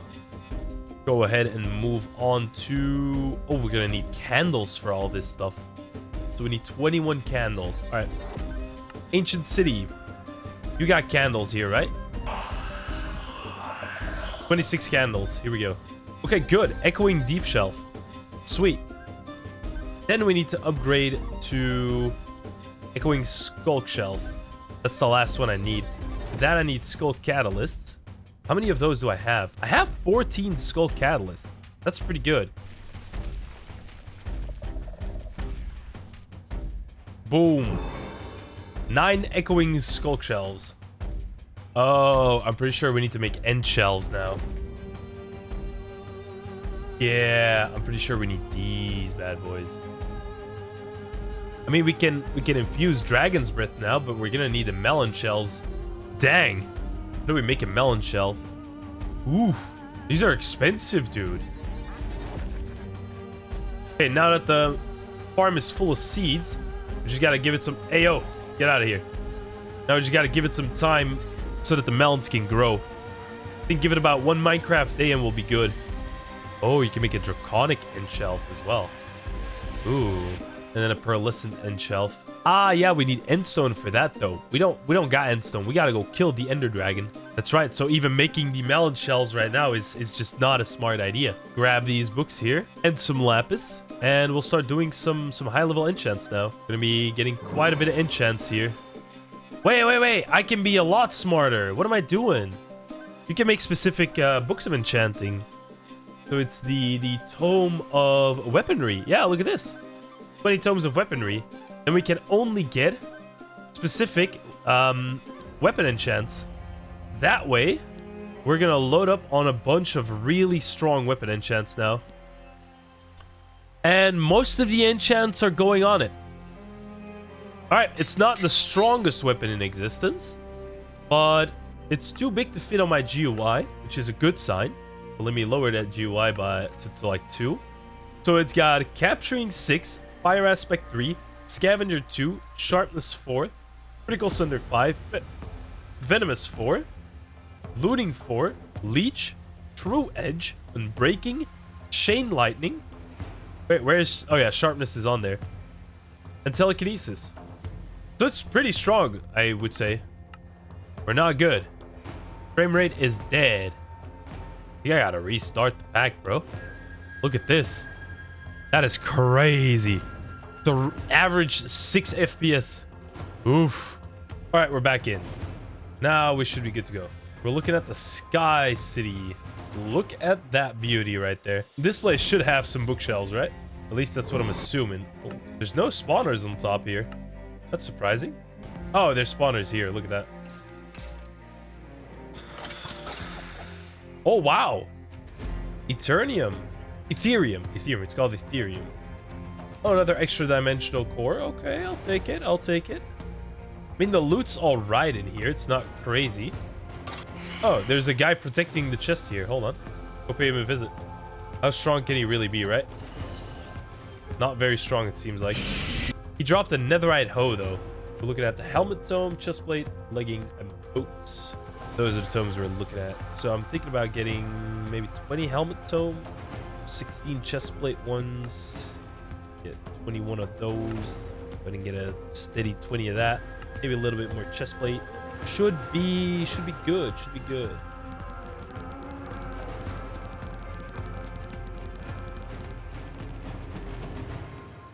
Oh, +2 levels to all existing enchants. Whoa, really? So what I could do... Oh my god. We could do this, for example. That's kind of crazy. Isn't it? That is kind of crazy. You know what? I'll do it. Why not? Why not? +3 levels to all existing enchants. Not bad. Now I can infuse. Dude, I gotta take away 7 of these of echoing skulk shelves. Dang. That's crazy. Okay. Well, you learn something new every day, don't you? Now, I was still on the protection route because I still need protection on my boots. Did unlock something of divine equipment. Oh, yeah. We got the full Sylvie set in the Frostfang. That's what we unlocked. Increase luck by 1 accessory booster. Increases efficiency bonus by... Yeah, look at this. Can I boost this thing? How does that work? Oh, you actually can. But you can only do it once. Really? 80 levels? Good helmet. That is something else. Wind step. Gain speed while sprinting. Yeah, sure. Why not? Give me all the enchants. Oh, that's fast. That is very fast. I actually think the boots enchant's gonna be the most expensive one. How much does this cost to upgrade? 83 levels. Well, we got a good amount of enchants now. Yeah, I think we got a good amount of enchants now. What's our maximum HP looking like? Max health, 215. That's probably from all the enchants we put on it. And that also means that our crit chance, our crit damage is a bit lower. Chance is pretty high. Attack damage is up 48. Okay, no, we're chilling. We're chilling. Like, this is Ocean Temple 1, and this is Ocean Temple 2. Only thing I think I have to be wary of is that I have a Spellstone, which makes me vulnerable to aquatic. Oh no, I'm vulnerable to magic damage. Okay, not water damage. Okay, that's right. We can just run it up with this. The only annoying thing is that we can't break blocks. So we need to find ourselves a way to one of these Elder Guardians. There's one here. He's dead, and we get the Guardian Eye. That means we can break blocks? No, we cannot. Oh, there's another one here.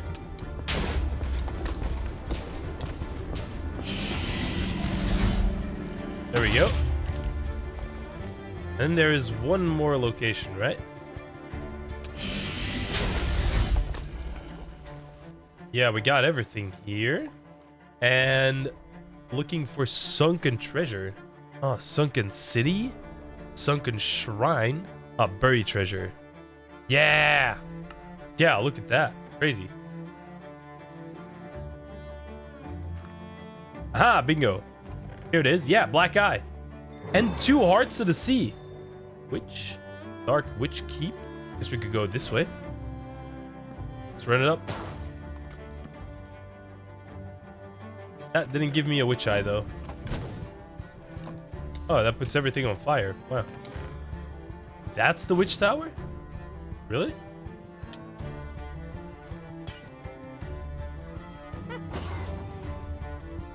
You get a witch spawn egg, but I'm not getting any witch eyes. Wait, has it got knowledge of the ages? No, right? I hope it doesn't. Otherwise, yeah, that will... It's got capturing, it's got scavenger. Yeah, no, it doesn't have knowledge of the ages. We just keep perpetually killing them. No, okay, no witch eye. While we're flying up in the air, this is your mandatory call from your pilot ElAbro to stay hydrated. Please help yourself to the drinks in a minibar, and we will soon see each other when we land at the witch dungeon. Here we go. No, it's not a witch dungeon. Dang, dude. Oh, you gotta be joking. This is one from Iron Spells. Ah, dude. Nah, this is another one of these towers. Not what I'm looking for. Alright, give me the witch eye. Still no witch eye. Did get a spawn egg, though. That's kind of good. Got rabbit's foot. Might as well get the enchanting one, but we need emeralds for that. Still no witch pupil. Okay, the first thing I wanted to look at was the dungeon number 2 and 3. These are giant structures normally that reach 2 build height or something crazy like that. And they have a big chance of having a lot of champion coins. Well, a lot of champion coins. In perspective, a lot of champion coins. Here we go. We're coming up to the structure now. Yes, this is the right structure. And there's a small boss. But that one's no problem. All right. Champion loot bags and gems. That's what we're looking for. Oh yeah, and emeralds, of course. Yeah. I will take emeralds and gems as well. Gems are looking... Ah, here we go. 4 champion loot bags. That's what I'm talking about. And a good amount of gems. Yeah, this is not bad. This is not bad. Aha! Warlock. 2 flawless ones? What a score, dude. Get out of here. I feel like the loot's really subpar. Oh, never mind. Oof, that is good samurai gems. Oh, beautiful. I mean, I think that's as far as it goes for the loot in this place. I can already put this warlord gem onto my sword. That's another 32% crit damage. That's good. Pretty solid. Stronghold. Here we go. All right, let's start banking some eyes inside. Oh. We could just go for a lost eye, and we could go for an eye that we can trade for. I mean, it's not a bad idea. Although I don't have emeralds. I don't have that many emeralds. Yo, hold on. Lost Eye might be the save then. Also, champion loot bags. Ooh, 51 coins. Nice. You thinking what I'm thinking? We could do some gamba. How many coins do I have? Stack an 8, 72 coins. Yo, we could gamble 2 times. We could gamble 2 times on the legendary loot crate. We could do that. Or we could get some wisdom scrolls, but I mean, who cares about wisdom scrolls? We could just do some gamba. I think we do some gamba. I'm not looking at what I got. Whoa! Ultimarite ingot. Hold on. Wait a moment. What is this good for? Could make a Ultimarite Totem of Undying, which can save from Void and all that stuff. Hold on a minute now. We have a Witherite Totem. We'll upgrade that one to a net. Yeah. Oh yeah, I'm feeling that. Look at this thing. Bonuses from each and every one of the... Hold on. Let me check what bonuses we all get. So we get the 10% damage resist against piglins, against fire enemies, against ender enemies, against save from the void, against aquatic, wither skeletons, arthropods, phantoms, baby enemies, increased damage resistance by 5%. Oh, for every corruptorite armor piece. We don't have that. 10% damage resisting against the warden, and that's it. That's all the bonuses we get. That's still a good amount of bonuses. Okay, let's look for another mine shaft. We could look for an acacia one. It seems pretty close by as well. And there's not even one minecart with a chest in here. Dang, that's rough. Yes, got the lost eye. Sweet. All right, solid. We are out of here. Now we just gotta go to our stronghold. Get the lost eye. Boom! All right. Here we go. The end, baby. Enter the end. All right. What I will do, however, is place a waste stone, which is called end. All right. Let's go, Ender Dragon. Here we go.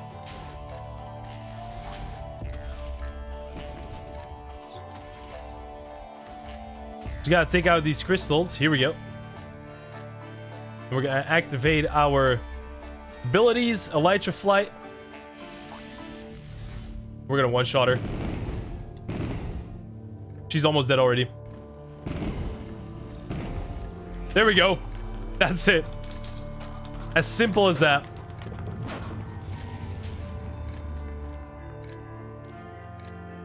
Wait, what is he still yapping about?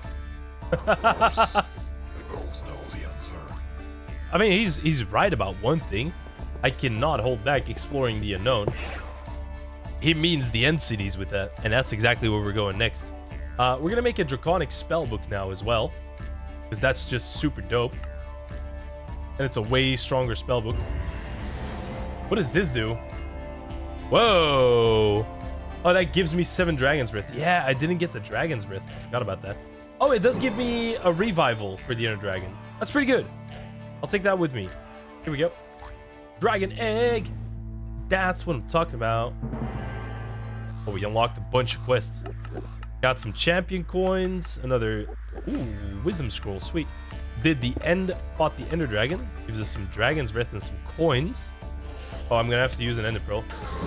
What do you think you're doing? These Endermen are level 176. And I'm one-shotting them. But I still needed a couple of Ender Pearls, so this is actually not bad.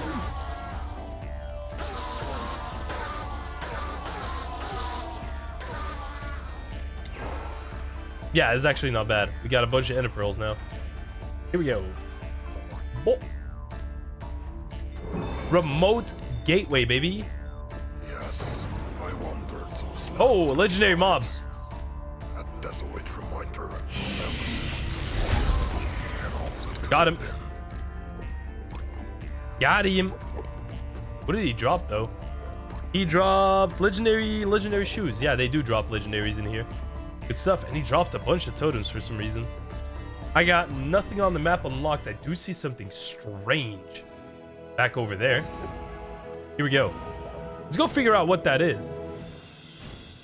Looks like some kind of dungeon or something. What is this? Twisted coral. Twisted shoral lamp. I'm not sure what this is. Doesn't look like there's any loot inside of here or something. Alright, so far, no end city I was gonna say, but I did see one over there. Aha. Is this an end city with loot? I don't think so. Or not that much loot. The Wandering Trader was the boss. Scary. What are these gems? Gems of the Mage Slayer. Oh, you get Orbs of Flight in here. Oh. Well, that wasn't exactly what I wanted. Swap that over to something different. Pearl of the Void. Really? What is that? It's a spellstone. You no longer need air to breathe, immunity to any status effect. Your attacks inflict withering. Any creature nearby you, if they are exposed to darkness, receive massive damage and heavy debuffs. 35% chance that otherwise lethal damage won't kill you? Holy, you can even upgrade this into a special elytra or a ring. This spellstone is way better than what we have now. Like, way, way better. Immunity to any status effect is wild. Wait, why can I not equip this? Oh, I can. Oh, oh.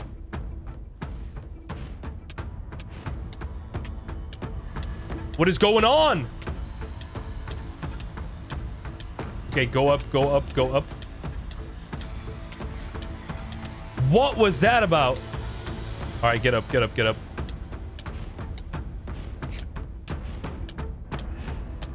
We're pretty close to dying. We're out of the void anyway. We're out of the void now. We're good. Whoa! Oh, you're immune to all status effects. No. That also means positive ones. So no more slow falling, no more spells or nothing. Yo. I spy with my little eye something interesting. Oh. Wait, hold on. This is a ruined airship. Why do I hear drowned mobs? Ancient shard. What does that make? Ender respawn altar? Purple tank? Fading blocks. Interesting. I've never seen that before. Oh, we got a special place here. What is this? Giant structure. Has a ton of books, so I'm happy. That's kind of easy. That did destroy the chests, which I'm not so happy about. Huh? 19 netherite scrap? Excuse me. 5 enchanting tables. That's wild. Ooh, I just dove right into one of those. More netherite scrap, more enchanting tables. I don't know what I'll do with those, but it is what it is. Ballast gems? Oh, now I see something that's interesting. One of those sky villages or sky ships. These got some insane loot. Ghost riders in the sky. Yeah, these are guaranteed to have insane loot. 7 hardy jewels. Whoa. That's a lot. That is a lot. Okay, samurai gems. 2 flawless ones? Really? Oh, you're so kind. You didn't have to do that. This is good loot. Looking for more awesome loot. Get out of here. Aggressive landscape. Yeah, it sure is. That is no joke. I want to loot this in peace, man. Let me loot in peace. Mostly I'm looking for like gems and such things. I gotta make sure that I don't get one shot here if I'm not holding my frost fang, you know what I mean? Why am I getting why am I collecting gas tiers? I have loads of those. Ooh, one more chest. Oh my god, I almost missed all those warlord gems. That's gorgeous. Oh, there's so many of them.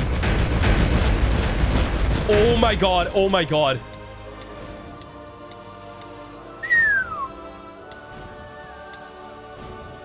Yo, talk about next level, dude.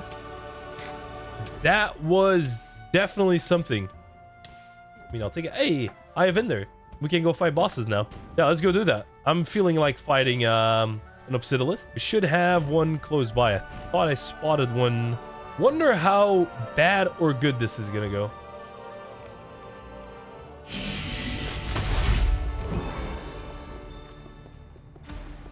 I guess it went pretty good, one might say. And then we get a loot shulker. Ooh. Nice. Oh, this thing is going crazy. Oh. Oh, yeah. Nope, not good. Oof. I do not like mimics, bro. All right, let's make a stop at home. Let's upgrade all of our stuff to legendary artifacts or god reforges. Scrapping time. Or should I say salvaging time? 12 Godforged pearls. That's definitely something. That is definitely something. All right, let me check my gems. Oh, I only have 1 luminous crystal remaining. Really now? And then we're gonna start with a hardy jewel in the chest plate. I have a perfect gem of the warlord as well. That's also going in my chest plate. 24% max health. I need a lot more gem dust and a lot more arcane sands. Oh, damn. I'd like to upgrade my spellstone first, to be honest with you. So we still need Ethereum boots and Ethereum leggings. And I also need to make my render distance a little bit lower, because my PC is absolutely breaking itself. And we're going to upgrade our spellstone to an Ethereum core, which is a lot stronger. It gives me 12 armor, 10 toughness, 30% armor, 50% toughness, knockback resistance, 40% of damage received into an increase for your next attack, immunity to pressure, pricking, and explosive, and we're not weak anymore. So that's definitely a big W. I think we should go for that mob grinder right now, to be honest. We can bank on all of this, and we can get a good amount of Godforged pearls. Kinda want to do that. I kinda really want to do that, especially for the gem farming. Because what we can do here is get 50% damage when the target is burning. Then we can get a 20% damage if the target is burning. 10% crit hit chance on that. Extra crit chance, extra damage, extra critical damage. There we go, even more. So that's the whole fire route on lockdown. And I will get a lot of attack speed with this. There we go. Now we got that branch also. You can't even see my health anymore. That's how powerful I am right now. Oh no, that's the barricade I got from my spellstone. Ah, that makes sense.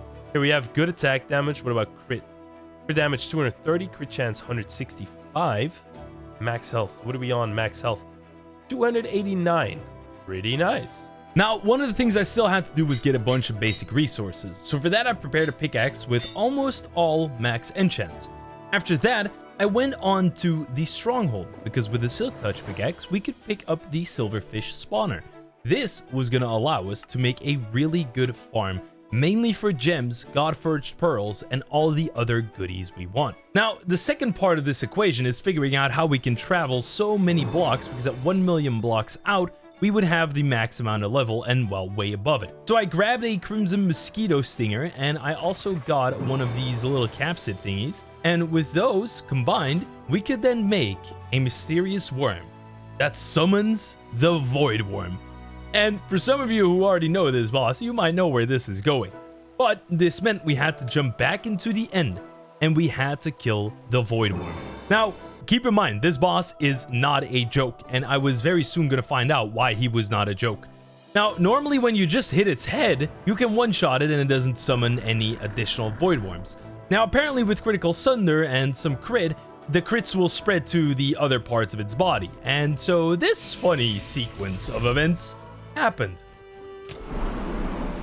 Yes, that's like 8 Void Worms right there. And it was a mess.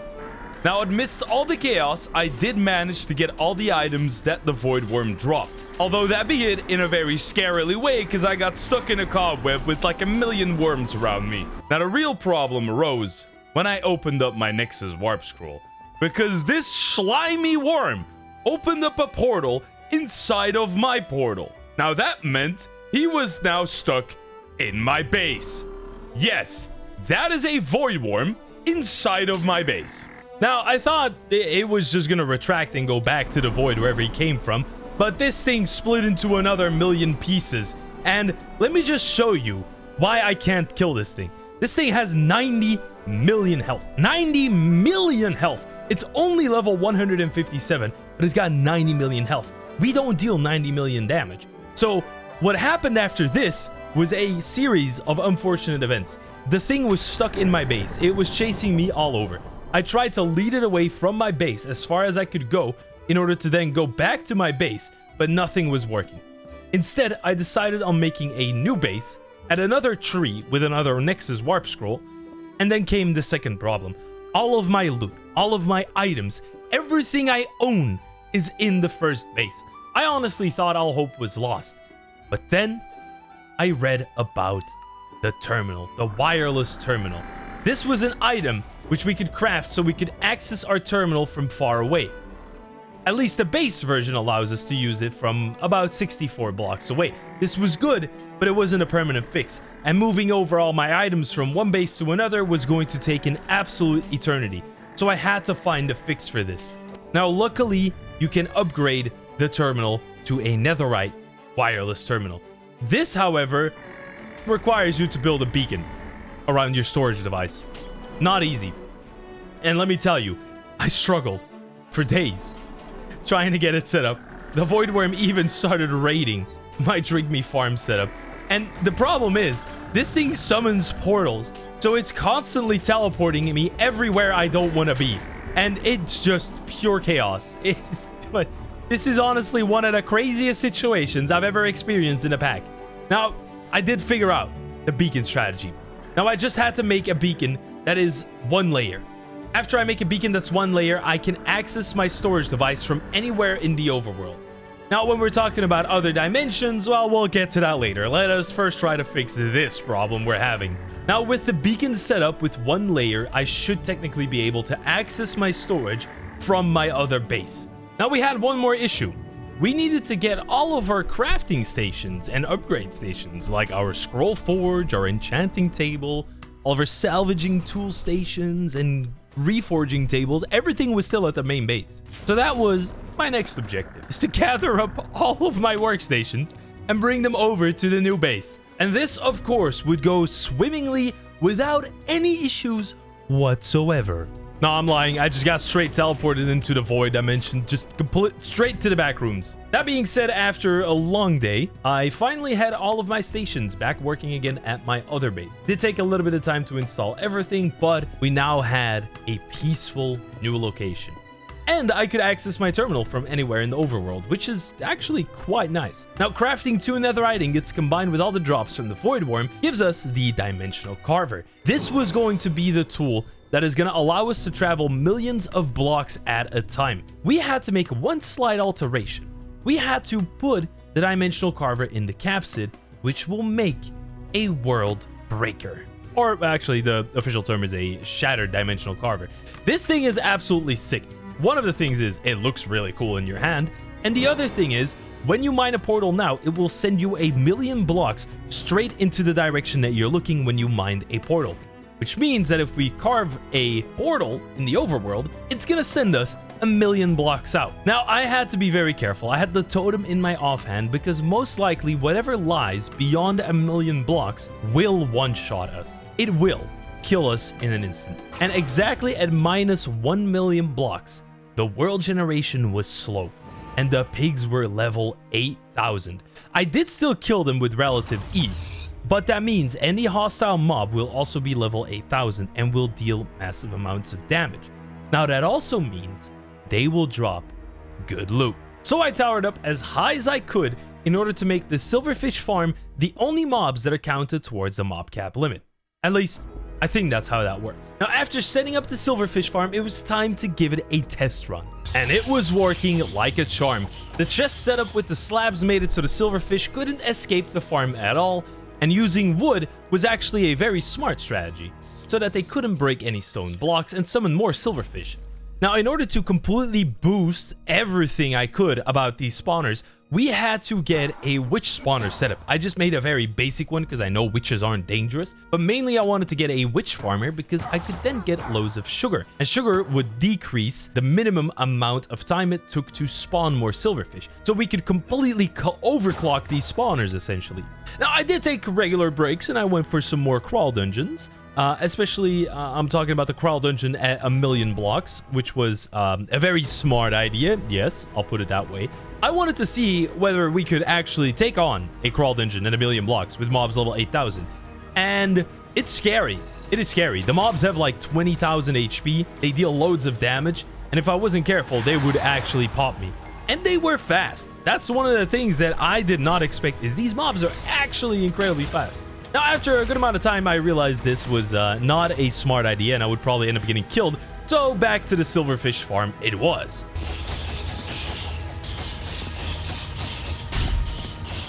After farming up for a little while, I had some more gems I could make into stronger versions. Mainly, we're just farming up brawler gems to put in our shields, hardy gems to put in our leggings, and warlord gems to put in our head, chestplate, and weapon.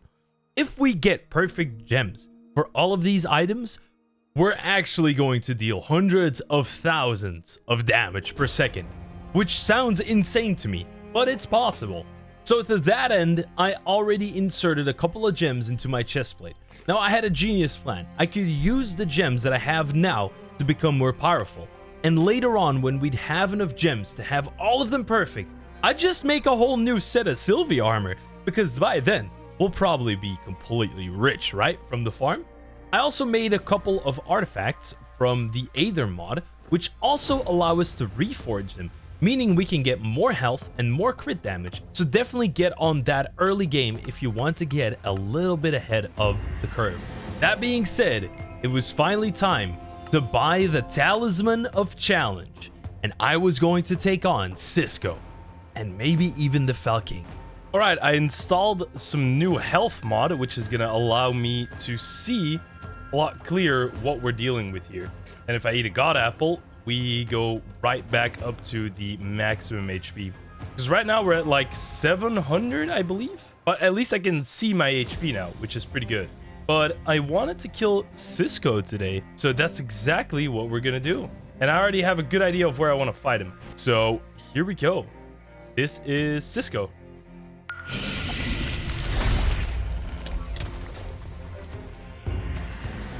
That was not bad. That was rather easy. What did he drop? A Charm of Darkness, Fell Fragments, Brave Soul, and a Champion Coin. Oh, we also get a perfect gem of the Warlord, which is pretty dang good. I'll take that. And then the next one is to make the Podium of Purgatory and a Tainted Talisman. Oh, this looks very expensive. Oh, dang.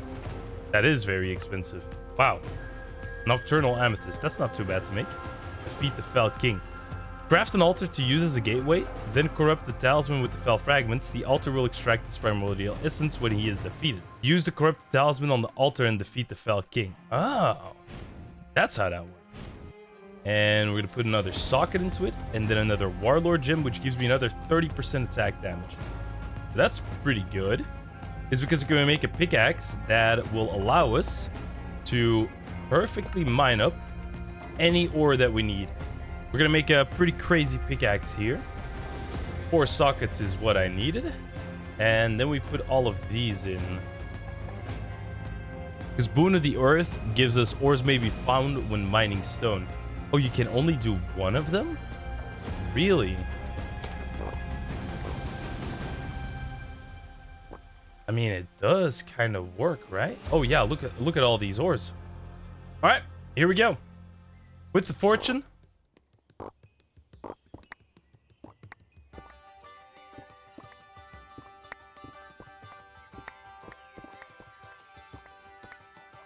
There we go. I think 2 more clocks, or 2 more stacks of clocks. And then we should have our farm, our silverfish farm, should be fully maxed out. It appears that it is 20. Yeah. 20 seems to be the max. So that means we're gonna need a whole bunch of new clocks, because we are far from that mark. So it's 18 that we need, if I remember correctly.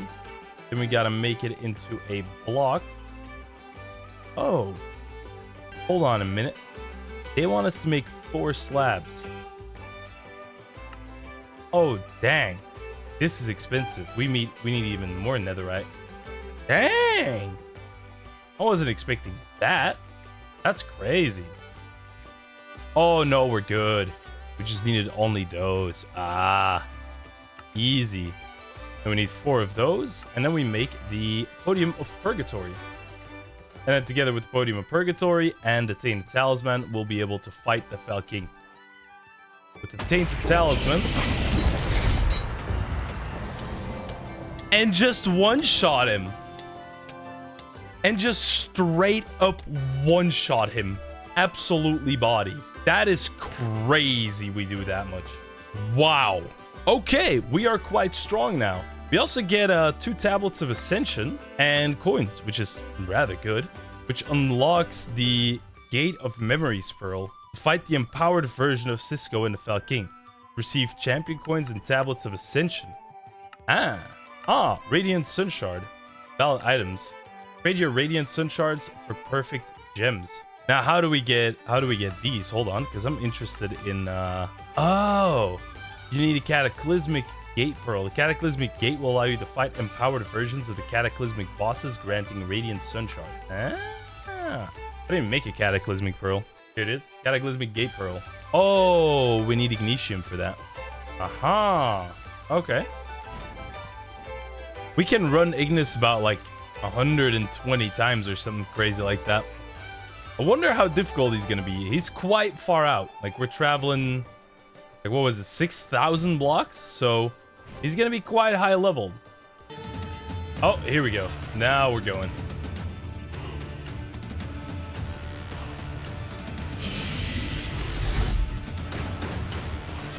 Oh, we don't do that much damage. Oh my god. I want to move him over to this side. Yeah, that's better. All right, here we go. That's good damage.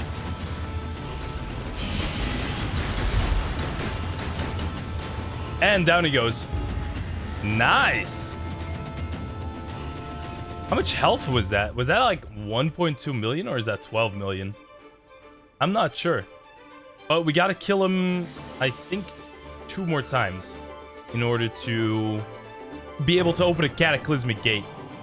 Let's hope he doesn't spawn as a legendary Infernal, because then we're kind of screwed.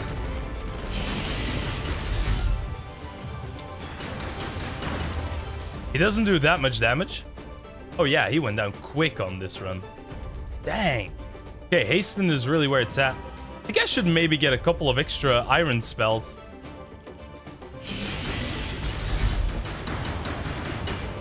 Oh wow, that was really fast.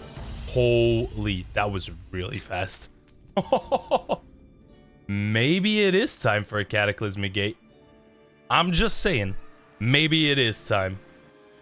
Ah, attack damage, speed, and spell power. Ooh, that's pretty good. Definitely want one of those. Target dummy. All right, let's see what we're dealing with here. What kind of damage are we rocking right now? Hastened. Lightning.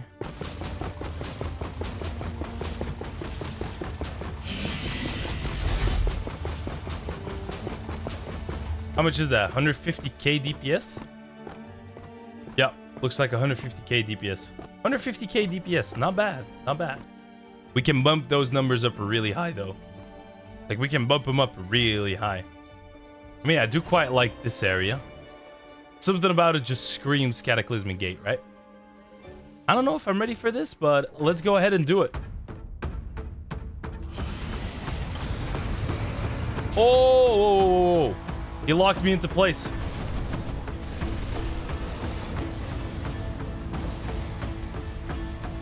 All right, here we go. Not bad, not bad.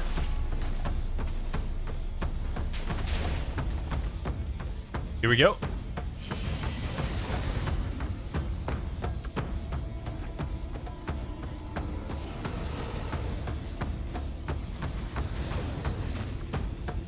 He's not dealing that much damage. Yeah, we can take him.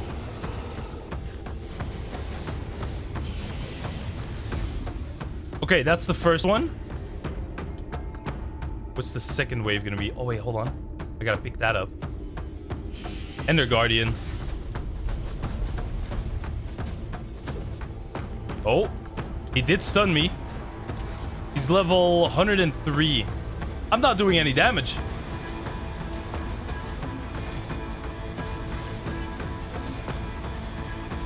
Okay, so when I'm stunned, I don't deal any damage. Ooh, this is good damage. How's my armor doing? Okay, armor is max. Oh.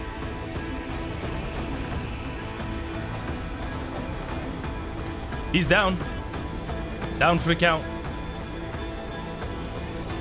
All right, not bad, not bad. Seems like we can take these cataclysmic bosses pretty easy.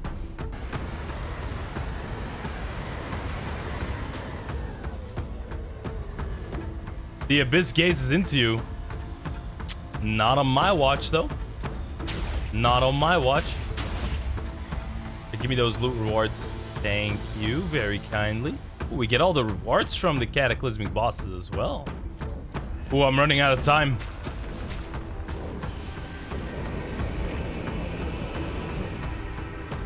Ah, really? No! We ran out of time. We're not doing enough damage. Oh, dang. I did get 1 Radiant Sun Shard. Because we can, I believe... Oh, we get 2 Ignitium Ingots. We can trade it here, right? Submit. We can get perfect gems. Now, of course, it will have to be a perfect gem of the Warlord. If I just dump these into my backpack, we can probably make new gear. I would like to make new Sylvie gear. But there is a vial that destroys our armor, but I think preserves the gems. That being said, though, that means we'll have the farm at the Silverfish farm. Yeah.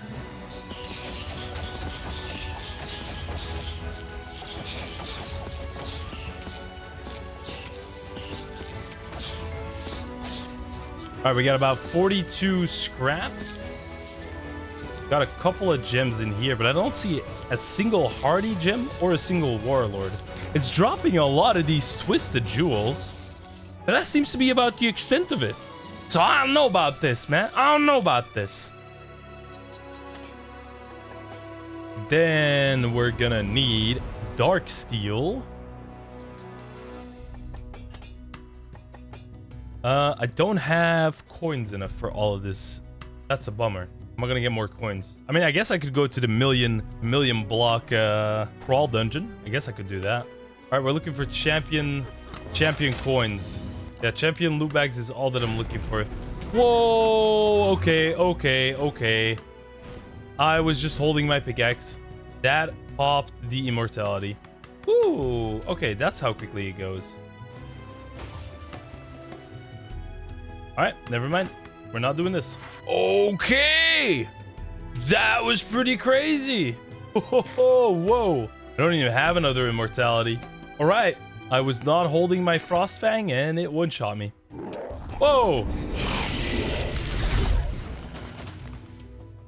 What did that guy want? What did that guy want? What in the world is going on here? Wait, dude, for real? A dungeon with not a single champion loot bag. Oh, look at this. It's the guy. It's the Skeleton King. Look at this dude. Yeah, we're taking revenge on this thing. There you go. It's dead.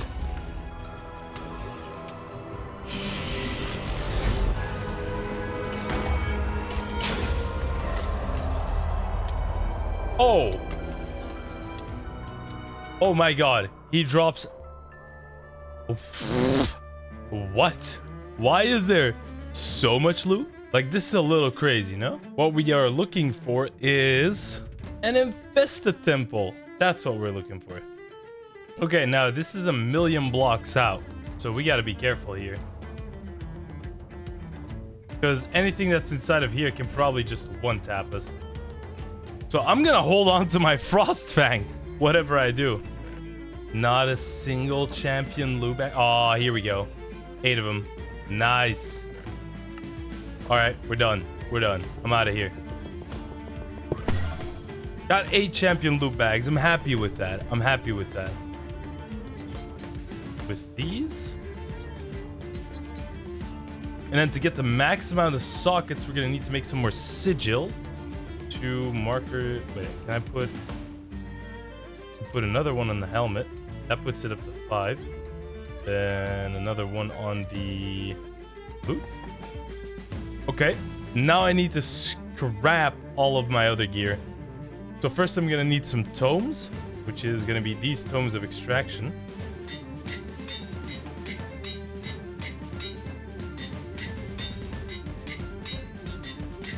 It's the pants, the helmet. Okay, so that's already back done. Files of extraction. I can make 4. That should be enough, right? That does take out all of my gems. Okay, sweet. 20 vials of extraction. Perfect. What happened there? It used all of them. Oh my god, it duplicates. There's no way. Okay, so that's a duplication glitch, I guess. Party jewels. I guess I just scrapped them, right? I mean, this is just plain cheating. I have to throw these out. Hold on, I can do it like that. I just voided all of them. Oh, I guess there's that. Okay, let me check. I have 1 gem in there and no gems in my boots. That would be... That's pretty good. That is a pretty strong helmet. On the leggings, we need the maximum HP. Like, what's the damage at right now? Attack damage. 175. Base. Not bad. I guess we kinda gotta go for a new Frostfang. Yeah, we're reaching about the same DPS, still about 130 to 150,000 DPS.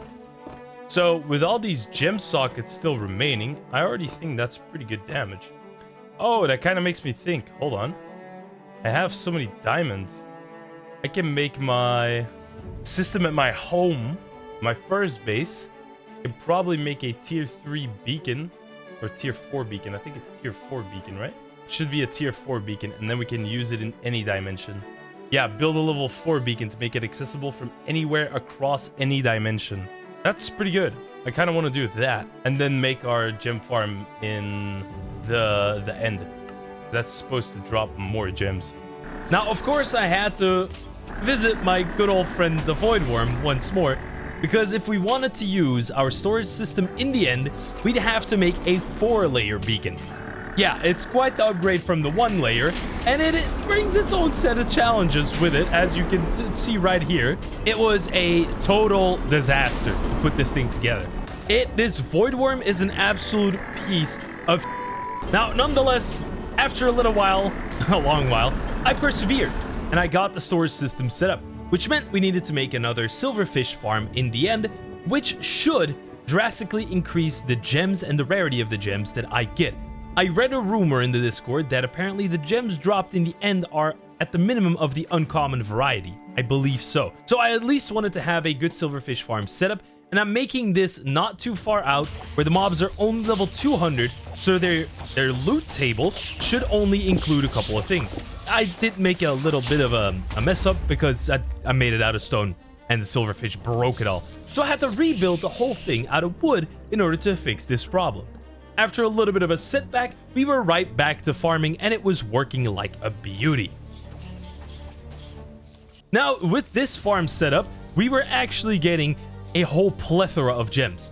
One of them being a high amount of brawler gems, which we could reforge into perfect ones to put in our shield and give us a massive buff to our total HP. 120% extra HP is what we're talking about. This shield is really good. And with my shield sorted out, it was time to start working towards a new perfect weapon to kill things with. So I needed more dreadsteel and I needed more Frigidium ingots. This also meant we needed more champion coins because we ran out. So I took to another crawl dungeon and I sorted all of the loot on champion to look specifically for items with only that in the name. This made my loot runs way more efficient. And it's another big brain strat, I can't lie. Hey, sometimes I'm pretty smart. Now, while looting in this dungeon, I sadly didn't find any champion loot bags inside of this one. So I had to go for another dungeon.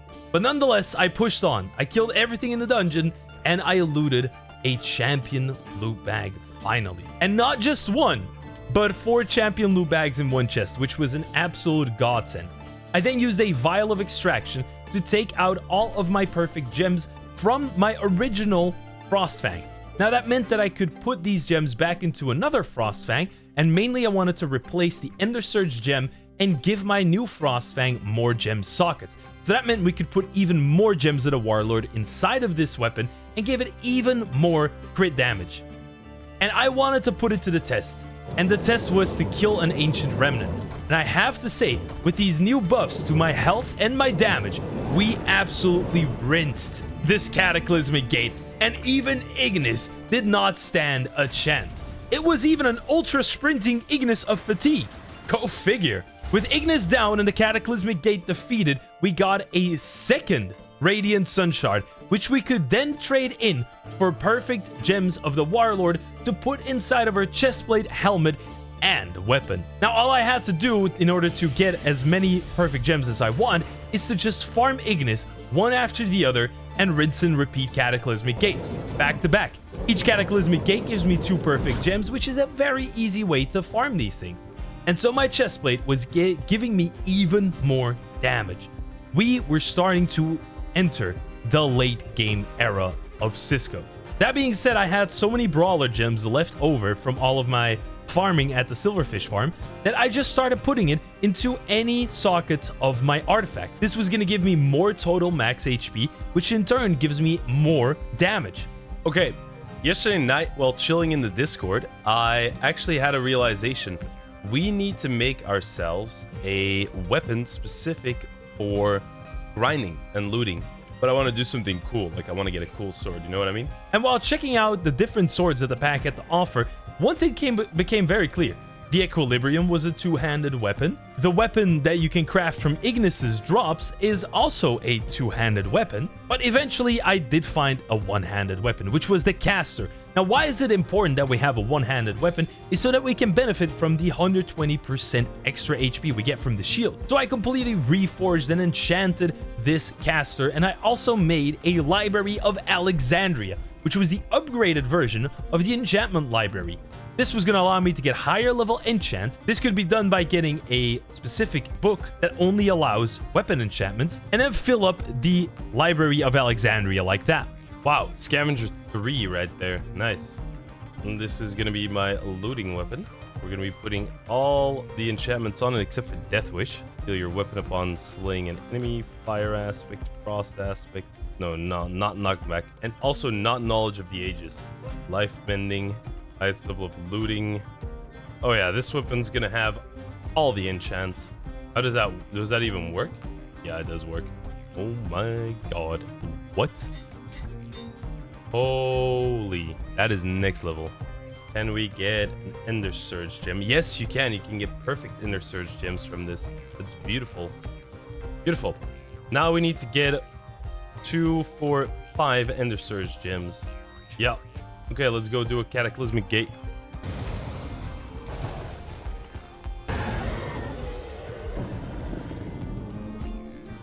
Oh, it's an Ultra Infernal. Look at that. Yeah, that doesn't really matter to me. I still beat his ass anyway. Nice try, nice try. Oh, I got a Cisco's helmet. Look at that. I didn't know you could get that from this. It's kind of cool. This is like the most important loot from it. I mean, you get Dreadsteel as well, which is kind of nice. Yeah, that's kind of nice. I'd say that's kind of nice. Oh, dude, they're stealing my god apples. Yo. What do you mean? These birds stealing my god apples. That's crazy. Okay. Does that... it gives it +4 levels to everything. Okay. Okay, that's pretty good. There we go. You can only put one of them inside. Really? That's kind of sad. Wait, what? Thought he could boost the ever-living crap out of it. Okay. So I have Scavenger 7, And looting 11 now. We probably want to put an Ender Surge gem into our Fortune pickaxe.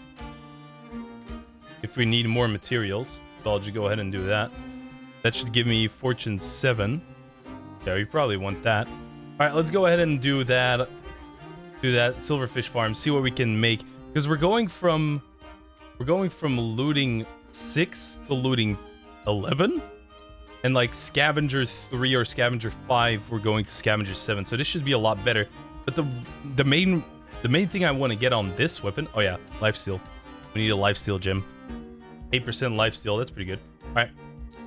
What happens when I kill them with this?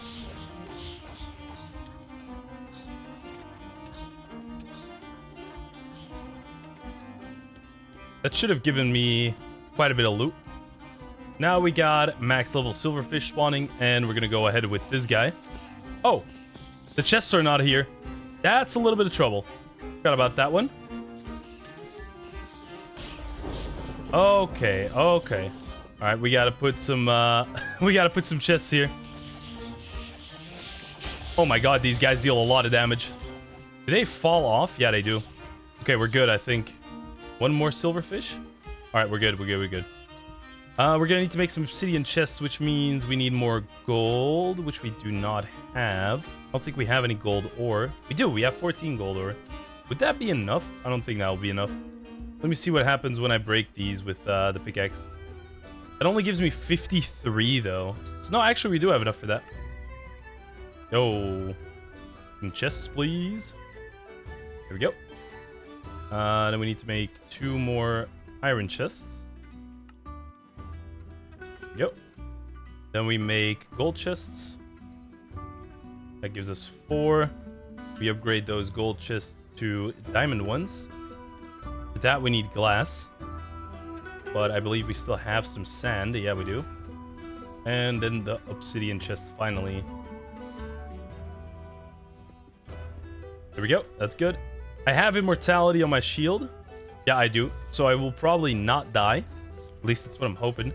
Let me go ahead and clean up my backpack though, because there's a couple of things we really want to get from this, right? We want to get Godforged pearls. We want to get champion coins.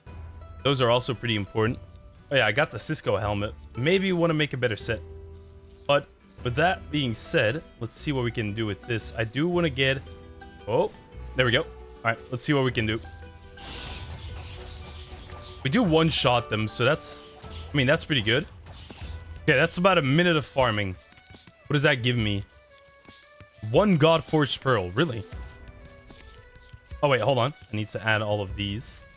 So it gives me 9 Godforged pearls. We get a flawless gem of the Warlord. That's kind of nice. 28 gem dust, 31 arcane sands. No champion coins though. Oh wait, actually, champion coins are in here. I'll put these in my backpack for now. It is a good amount of Godforged pearls. Go a little bit longer with this.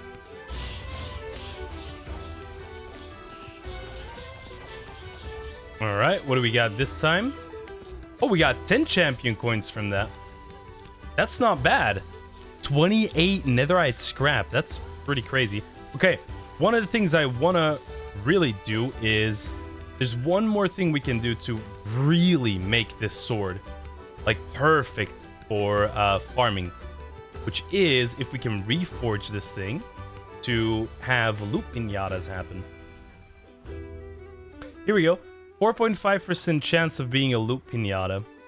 That's what I was looking for. The rest of the reforges I don't really care about, but a 4.5% chance of being a loot pinata should really buff up our chances of getting like a lot of loot.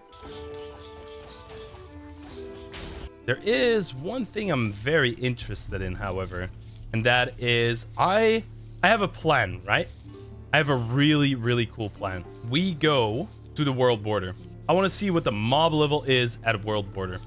Now, there's one easy way we can do that, right? I just hope this doesn't, like, crash my game. But we're going to be traveling with our World Breaker, or Shattered Dimensional Carver. We're going to be traveling 30 million blocks out. 30 million blocks out. Yeah, you heard me right. Now, the way we can do that is if we go to the Nether. And it should be 3 times. Wait, why is Ignis here? Yeah, I don't know what Ignis's problem was there. But what we're gonna do is we're gonna use the Shadow Dimensional Carver, and we're just gonna go 1,000,000 blocks in the Nether. Oh, here we go. That takes us to 1,000,000 in the Withered Forest. Now, I'm gonna be holding my Frostfang because whatever is in here can probably one-shot us. Because this is already a pretty high level, right? I'm hearing a couple of mobs. Okay, that's what I'm talking about. We want to be very safe. We got to go 4,000,000 blocks. Oh, this guy's not enchanted. Okay, we could probably do this one more time, and then we got to put a waystone here. Because I think this guy has 4 uses. Probably. All right. Yeah, that activated. Now we're at 2,000,000 blocks in the Nether. Oh my god, these mobs are fast. They are incredibly fast. 2 mil Nether. Back to the base we go. And let's go ahead and find a mob, kill it, and then get some durability back on this thing. Okay, if I kill something now... Yep, full durability. Easy. Here we go. That's 3,000,000 blocks. Gotta make sure I don't get killed by anything. Ooh, there's already some weird stuff happening. Alright. 4,000,000 blocks in the Nether. 4 mil. Maybe not here.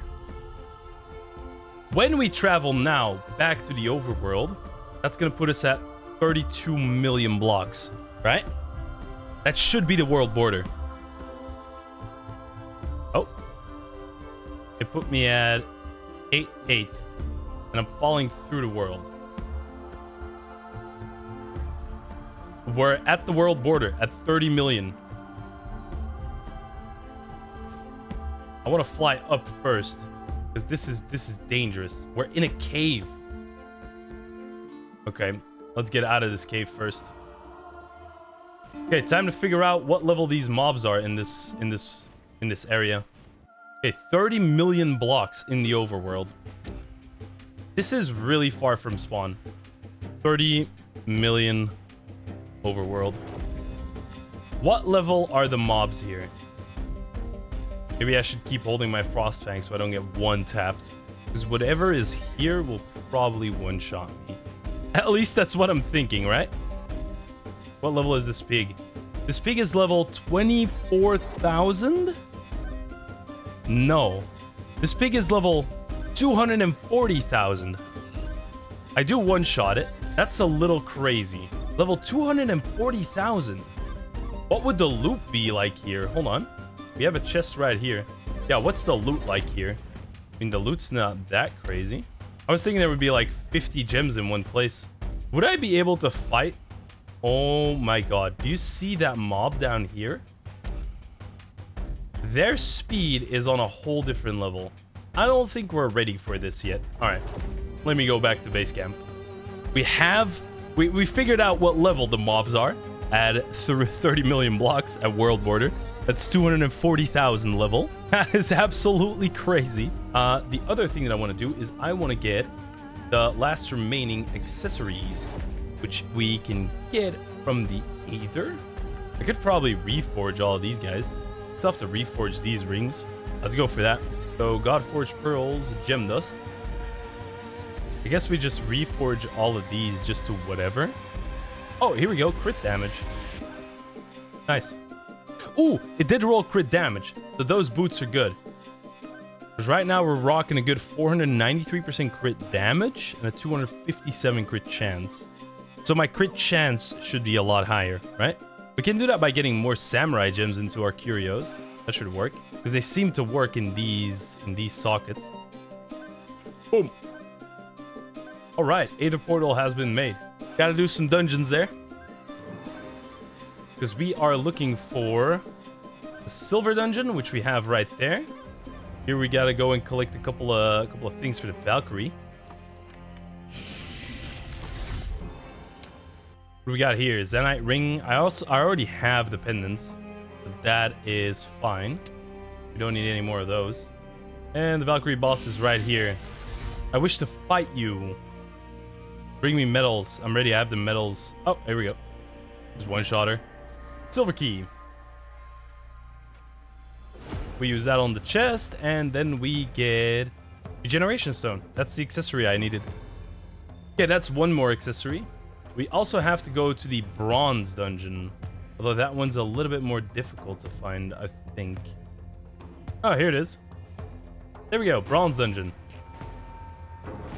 Oh, there we go. Oh, he just got legit one shot. Okay, but there is supposed to be another artifact in here that we can use. Though I don't see it here.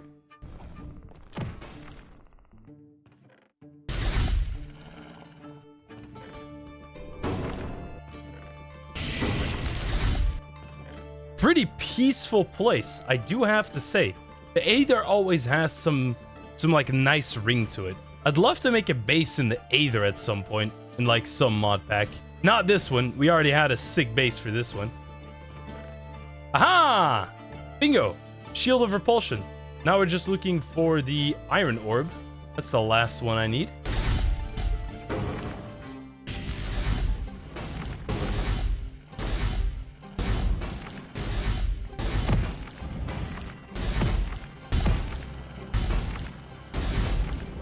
Dang, I've done so many and still haven't gotten it. Maybe it's just time to say bye-bye to this. I don't feel like it's dropping. I can't lie. I don't think looting and scavenger is affecting its drop rate. So we're gonna bounce on that because I spent a day just fighting them. Enough of this nonsense. All right, let's see. Ring of 7 Curses. We have it in our storage system, I believe. Yeah, we do. Now we're supposed to be able to make that into a Ring of Redemption. Yeah, here. All right. Darkness lies ahead. I have Nebula. Ah, that's this one. It's a spell stone, though. Ooh, 15% chance to teleport you away from any attack. I don't like that, though, to be honest. How did we make this one? Oh, that makes the infinitum. Oh, it's a main hand weapon. Really? You have to spend 99.5% of your time in the world suffering the 7 curses. Really? Oh, this is not even that good. Oh, we also cannot unequip the Ring of 7 Curses. That's also another thing. Eee. What is this? Ascendant difficulty. It's time to renew the challenge. Carefully read the descriptions of each reward and select any number of them to begin your journey anew. Unlocks the use of most enigmas. Azure increases the global level and all dimensions by 150. Resets the Deus chapter to allow you to tackle all the bosses at increased level. Resets the 7 deadly sins. Go ahead and take all of them. Divine difficulty. Resets the whole Deus chapter and slay the bosses at increased difficulty. I mean, it did reset 7 deadly sins, right? Oh, this reset this chapter. Oh, I'm interested in the Finis Deus chapter, right? Or Dierum chapter. This also just resets the Oh, they want you to make an absolute equilibrium for this? Really? Unlocks the use of the most powerful enigmas. Oh, we can't sleep because of the Ring of 7 Curses. Ah. I mean, I guess let's just load up on enigmatic stuff. We'll eat this forbidden fruit. That way we'll never have to eat again. That's how you make the Ring of Redemption. With this thing, you need pure hearts for that. You need 3 pure hearts. Oh, they have to be tainted. I see. Right. Okay. And then you need a Heart of the Cosmos. Oh, sweet. I'm just missing the Blaze Powder. Oh, yo, that's lit. These recipes are actually quite expensive if you ask me, but I got everything. Oh, we're missing one thing. We're missing an unholy stone. Where do you get this nefarious essence? Oh, from killing the Wither. Okay.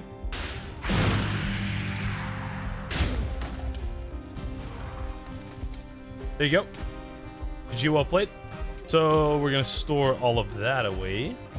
The various essence and the nether stars also get put away. Then we should be able to make this little guy. Unholy stone. And then we make the holy stone. That should turn our Ring of Redemption into... Sorry, our Ring of 7 Curses into a Ring of Redemption. At least that's how I thought it worked. Take this stone to seek death. Wait... A ritual exclusive to the hardcore. What? Let me check this out. Before I go and I kill myself. Okay, so apparently we need to get this holy stone struck with the lightning.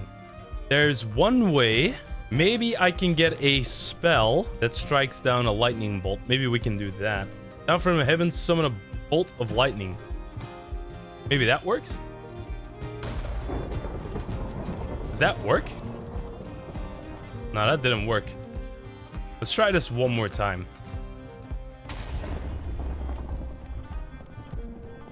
That should have done it, but it didn't. We could try this channeling. I was trying to summon lightning bolts during thunderstorms. Really? How do we summon a thunderstorm? Can we do that?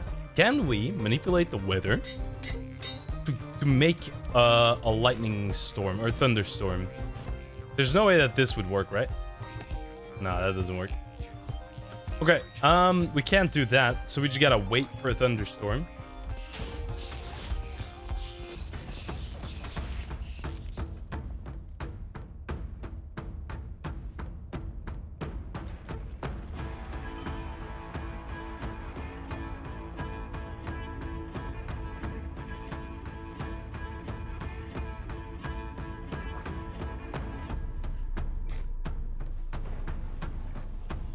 I just almost died. That is crazy. I just got popped through my immortality shield and through my buffed up totem. Ah, it's next level. This sword is dangerous. We could probably do something about that. We could probably do something like this. Which is the caged heart. Caged heart goes on a body.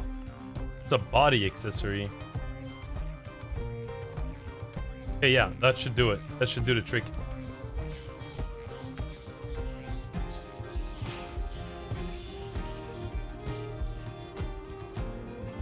My totem got popped again. What?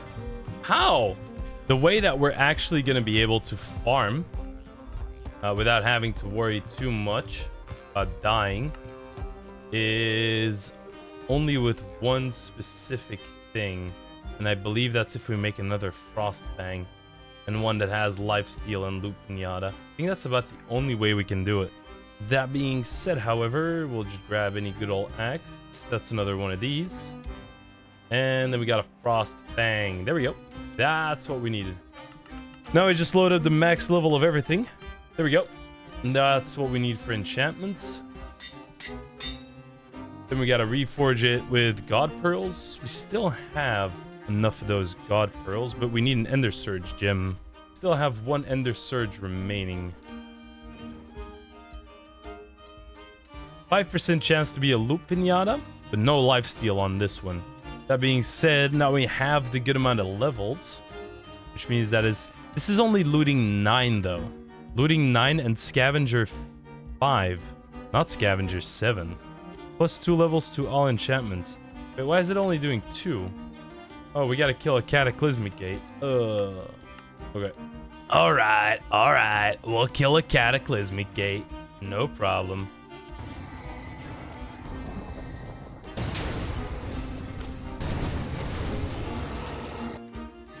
This does work with the crit. Now the enchantment levels are working. What? That is so strange. That gives it 21% lifesteal. Yeah, that's fine with a 5% chance of a loot pinata. Yeah, that's perfect. Alright, guess we then use this as crit chance. That should already bump our crit chance up by quite a bit. Does it work like that? Yeah, it does. It does. And while farming at my silverfish farm, the unexpected happened. It started raining. Oh! Boys, there's rain. There's rain. Hold on. We got a situation on hand. Back to base we go. Where is it? Here it is. Can we get it? Get out of here. I don't want you, skeleton. I want this. Yep, there we go. Alright, this should work. That should have done it. That has done it. Yeah, it worked. The hardcore can also be overcome. The tenacious will allows the curses to compromise. Now, apparently, if we activate this and we want to get the Ring of Redemption, it's gonna strike us down with a bunch of lightning, right? So I'm thinking we eat a god apple and then we go for it. Oh, fate reverses. That work? It worked! It worked! We have a ring of redemption. Oh my god. Sweet. Holy. Okay. We cannot take this ring off, however. Now, the good thing is, we now receive 60% damage from any source. We increase the damage that we deal by 20%. Obtain sustained regeneration, an extra looting level, and extra fortune level. Unique drops from some creatures, and you can create and use unique relics. So, that's the Ring of Redemption for you. That's pretty good. Can we create, like, the non-Euclidean orb now? Can we make this thing? No, we can only buy it. Ah. Really? Ah, that's interesting. Oh! Since we're not wearing the Ring of 7 curses anymore, but it's a Ring of Redemption, we can only... Oh, we can't use those items anymore, but that does mean we can sleep again. So that's pretty nice. Ooh, this thunderstorm was clutch. Gotta love the rain. Bless the rain. Now, I'm pretty sure there's one more thing we can do, right? We have the Unholy Grail. Do we first have to eat a celestial fruit before we can get that? Let me look it up. It says forbidden fruit here, and we've eaten the forbidden fruit. So if we now drink from the Unholy Grail, we should get a bonus. Ignoring its advices. Well, we drank from it. What do we get now? Nothing? That does nothing? Really? Is there a book we can make about this stuff? Wait. Tome of Divination. Combine with any enchanted item in a crafting grid to upgrade all enchantments. That sounds pretty dang good. Oh, we don't have any tainted hearts anymore. I'm missing Ichor. Ooh. Yeah, I doubt it drops from the mobs. It doesn't drop from mobs. Oh, dang, I was really interested in this Tome of Divination. Switching gears from the Tome of Divination, I had a revelation, which is that I wanted to build my own kingdom. Yeah, I think I'm gonna get into mine colonies. I want to build a colony around this place. That sounds pretty dang cool. So to that end, we need a whole lot of stone bricks as a base foundation. So I'm gonna go ahead and I'm gonna go and mine some stone. We also gotta empty our backpack, which I just realized is completely full of gems and everything. So we're gonna go ahead and we're gonna empty that first. We might also have to add some storage later on, but we'll get to that after we run out of storage. But yeah, that probably works. We got 4,400 bricks. That should be enough, right? For what we're trying to do? I think it might be. We're going to be trying to build a massive city. For that, we're going to need mine colonies as well. So we need to level this whole forest, I feel like.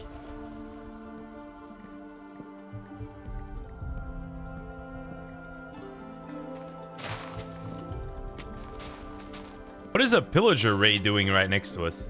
You see that? What is that all about? What do you guys want? Oh, bad omen. Okay. That's not very good. And that was 1,600 birch logs and 600 oak logs. That's quite impressive. Also, how many apples did we get? Oh my god. We got 800 apples for some reason. That's pretty nuts. All right, let's go ahead and start making the outline of our beautiful castle.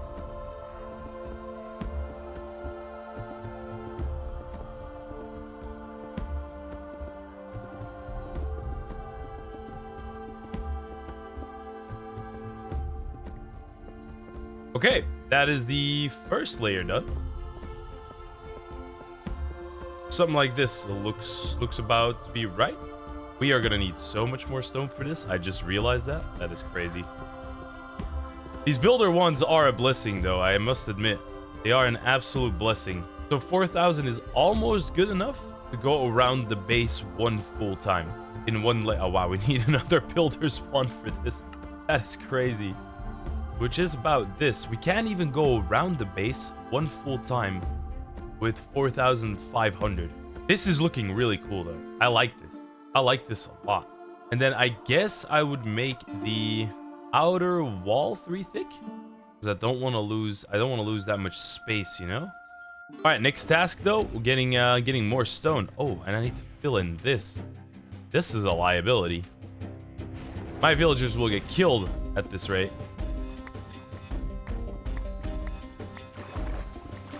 Yeah, mining for materials has never been easier. I can't lie. This is pretty awesome. It feels even more overpowered than in all the mods. Talking about all the mods, I should really play that. All right, let's head back. Now we should be good. That is crazy. We found a new artifact from Madrusa's accessories. After what, 81 days? We find something new? That's absolutely crazy. I would have never guessed that after so long we'd find a new type of artifact.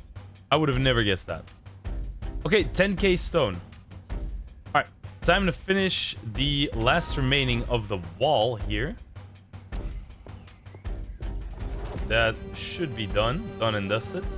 Now we need to grab this, close this wall off, so at least our citizens will be safe. And I gotta fill in this gap, because this is gonna make my citizens a lot safer as well. Okay, so now nothing should be able to enter my domain. That's what I'm thinking, right? Okay, now we need to add the new layer, which should be... Wait, hold on. I can just extend this wall like that. Yeah. And I can fix up any little imperfections just like that.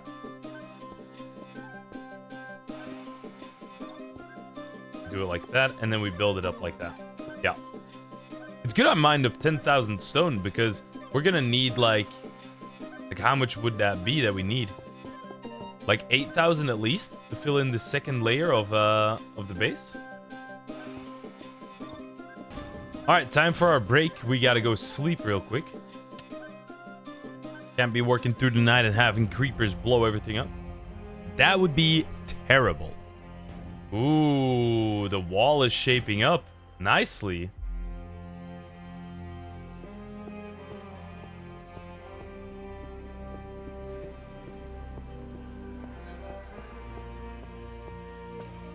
Aha! We didn't run out of bricks, and we still have quite a lot of them. Nice.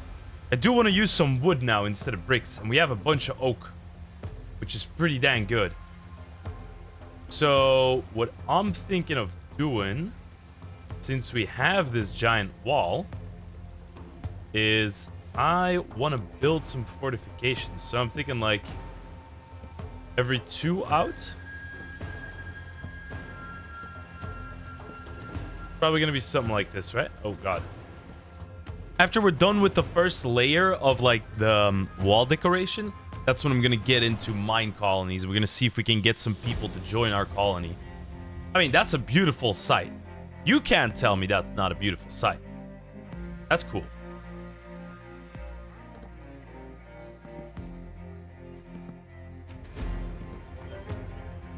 Kind of gotten the groove of it, you know? You know what I mean? Kind of got into the rhythm of building now. This is pretty cool. I've never done a build like this before on the channel. Never have I even done a build like this in Minecraft in general.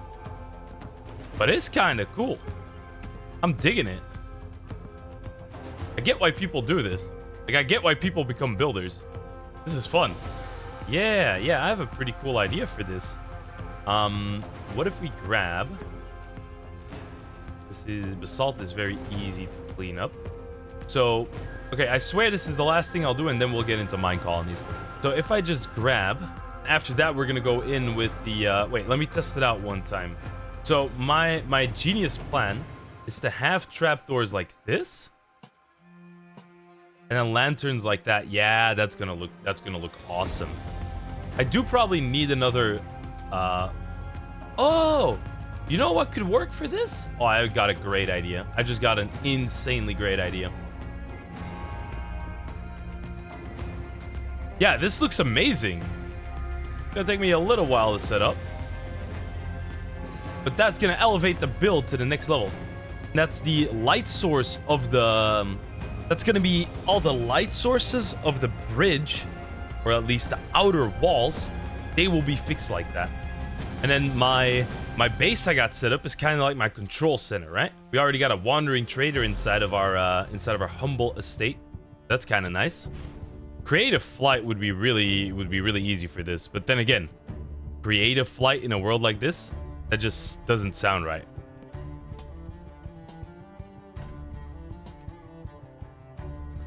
All right, yeah, this is looking pretty nice. The wall is nice and lit up. Now we just got to add the trapdoors. And then the first lighting of the base is finished. All right, we're moving along pretty nicely, I must admit. This is going pretty well. And I'm liking what I'm building. I think the trapdoors are really going to spice things up, right? I really do believe so.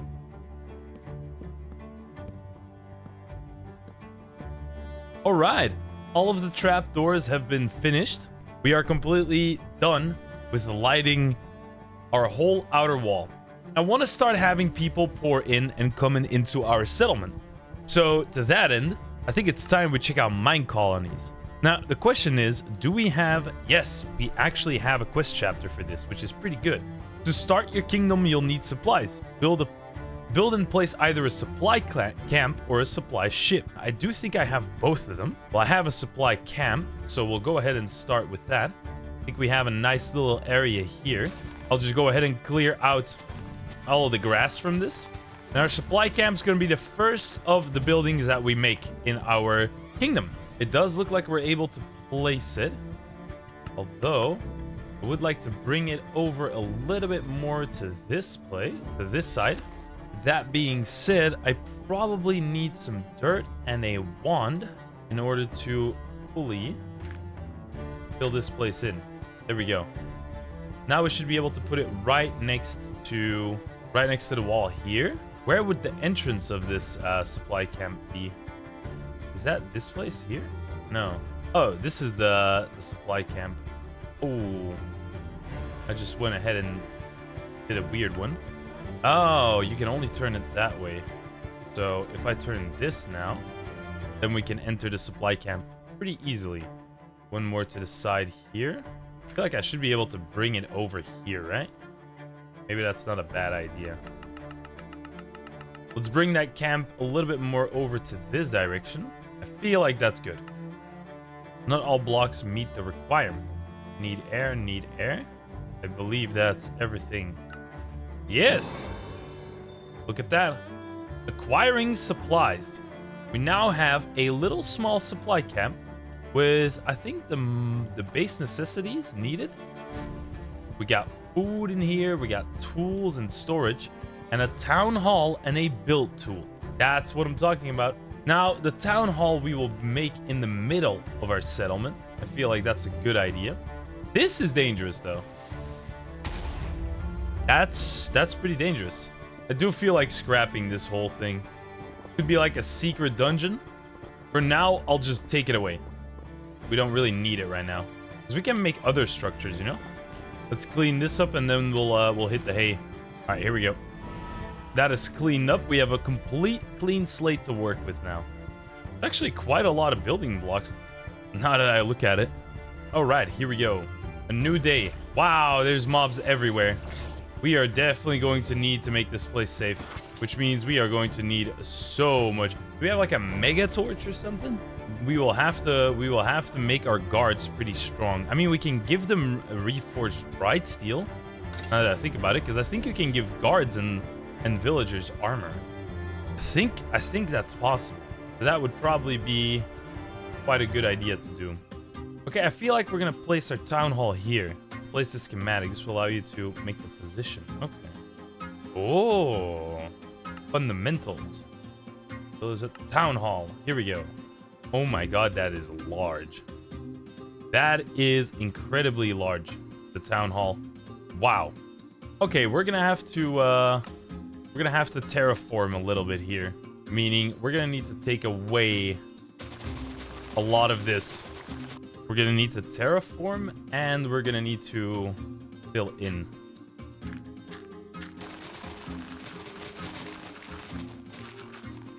Okay, that's already quite a large area done. That's already 2,000 dirt? Really? Damn.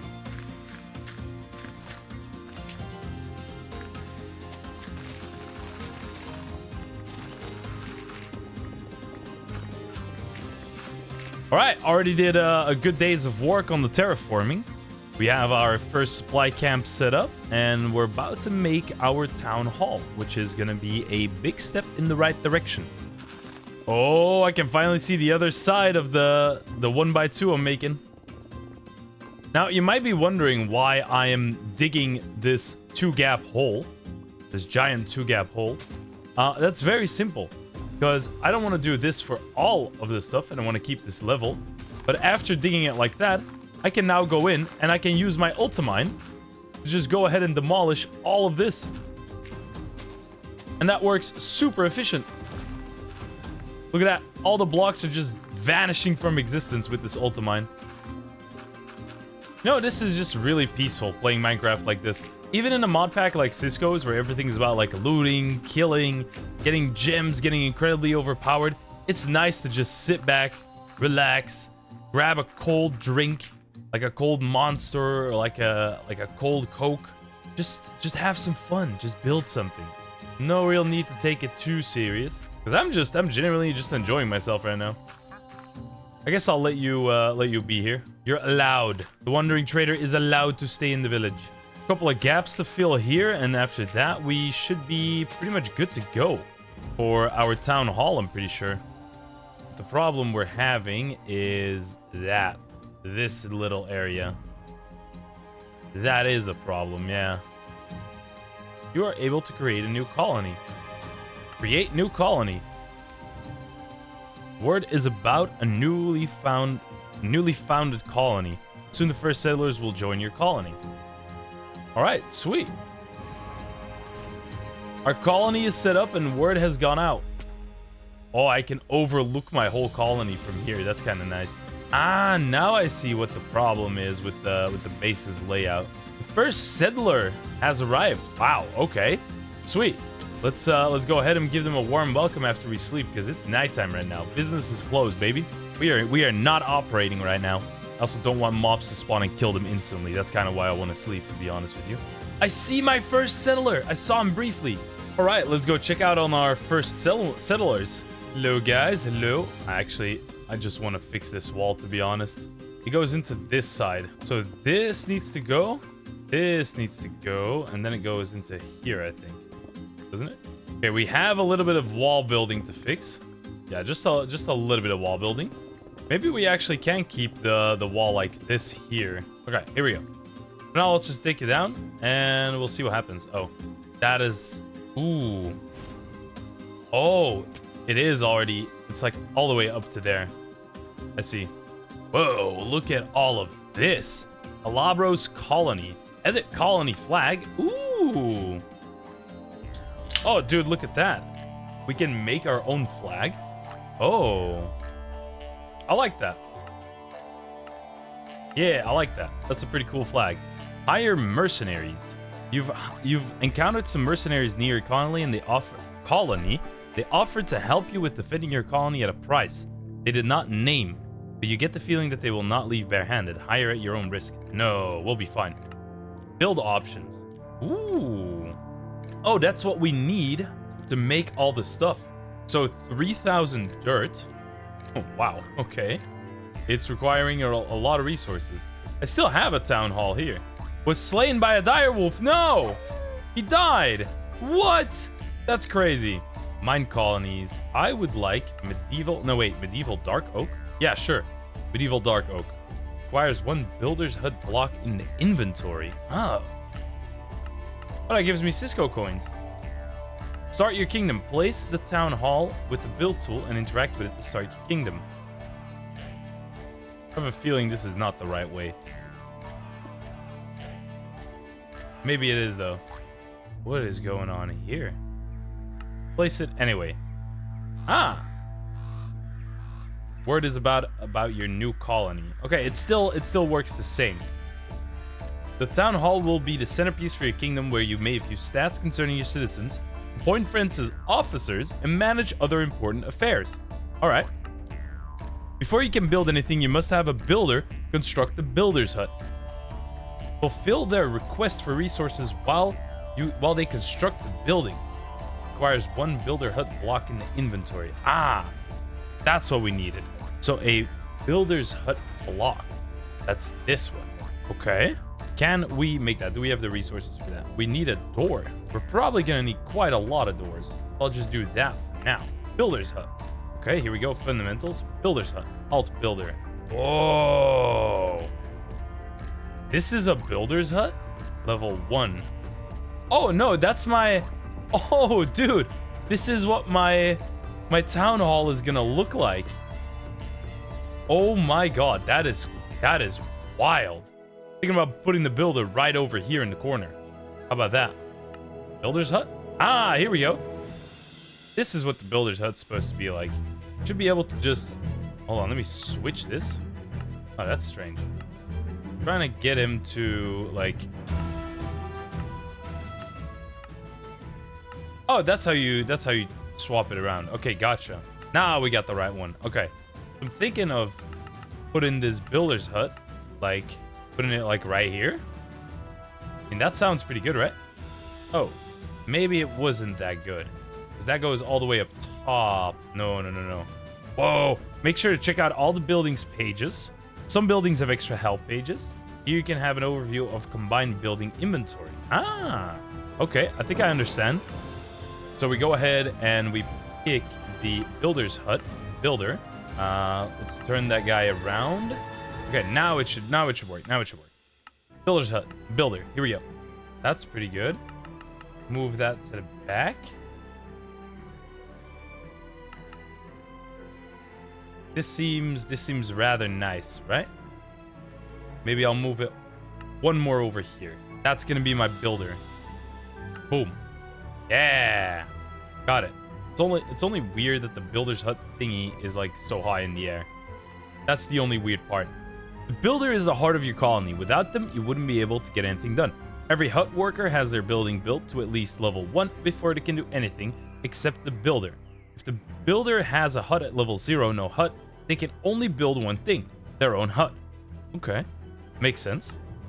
Oh, wait, really? So a level 0 builder can only use wooden and golden tools.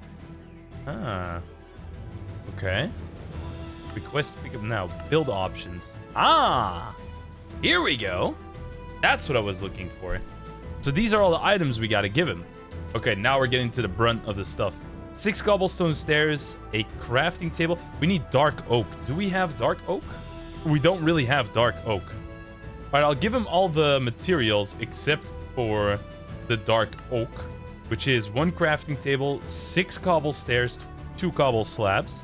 So that's the crafting table. Where's all my cobblestone? Oh, here we go. 2 cobble slabs, 6 cobble stairs, horse dirt 3, 33 cobblestone, 33 cobble.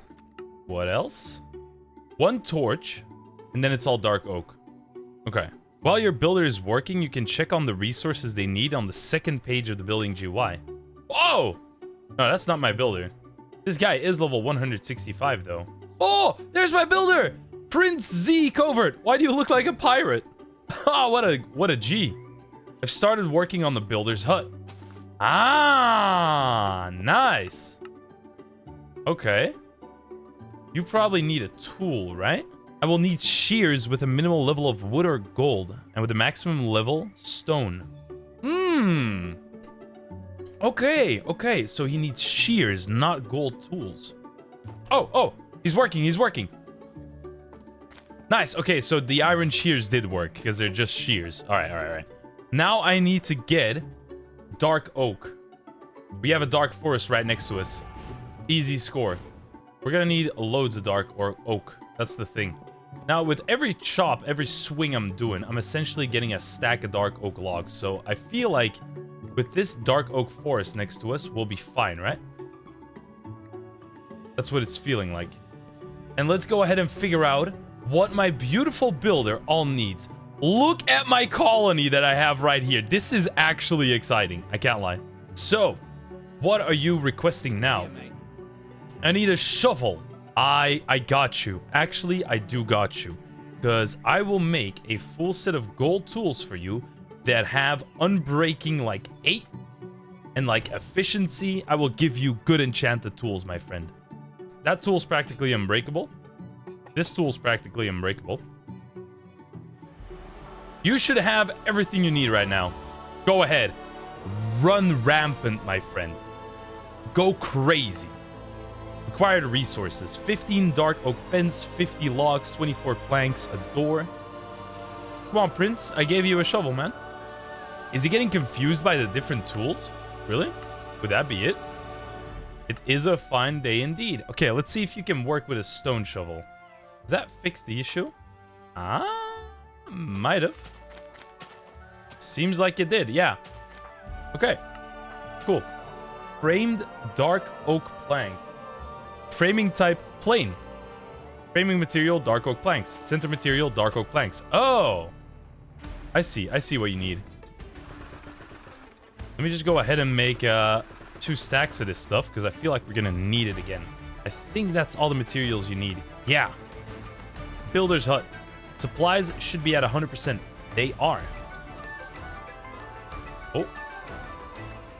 Oh, he's building. He's building.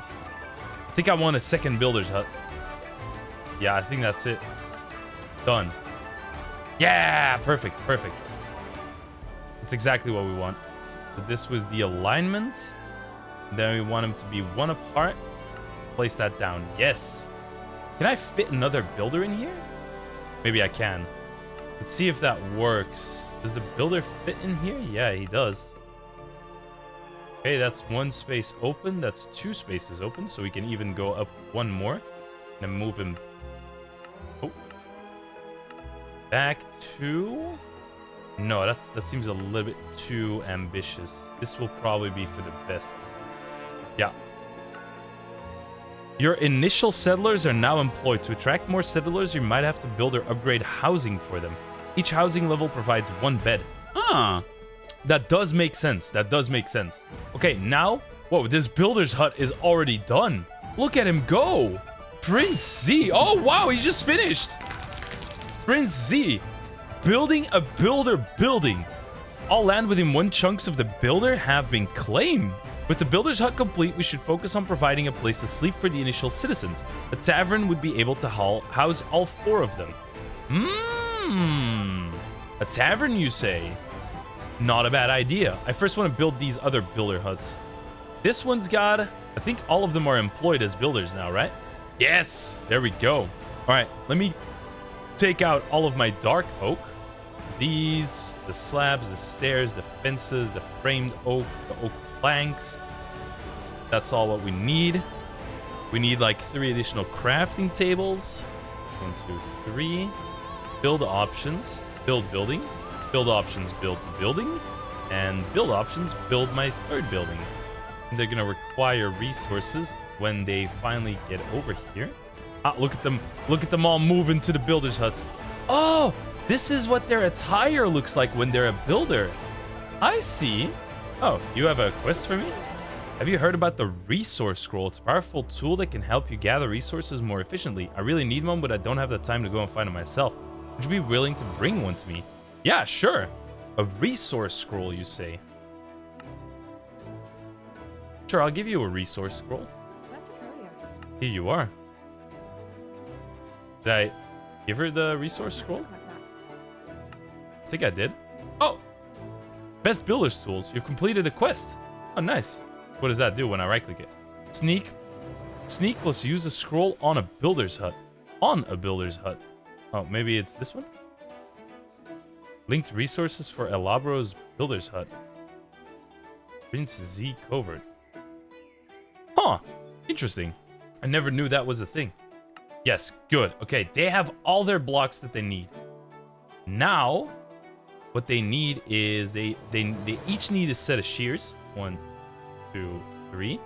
And they each need stone shovels. 1, 2, 3. Where's the courier? That should be it. If you have both of these tools, they should start making their huts. All right, look at this. Look at this. And I have 1 builder available. which I will use to make a tavern. So I need to get a tavern block, I'm assuming? We'll probably need 2 taverns. I feel like that will probably be one of the essential things. Tavern level 1. That's not gonna work though. I need to... No! No! No! How did a zombie pigman get in here? Oh, one of my builders died. Oh man, that's a tragedy. I didn't see the zombie pigman. I didn't see it. Oh my god. Okay, let's try this again. Essentials Tavern. Okay, here we go. Oh, the tavern's not that big. Tavern's actually quite alright. It looks really cool though. Okay, so let's figure out how we're gonna do this. Needs to go down a level. Yeah. Oh, this looks pretty dang cool. I guess this would be a prime place for the tavern.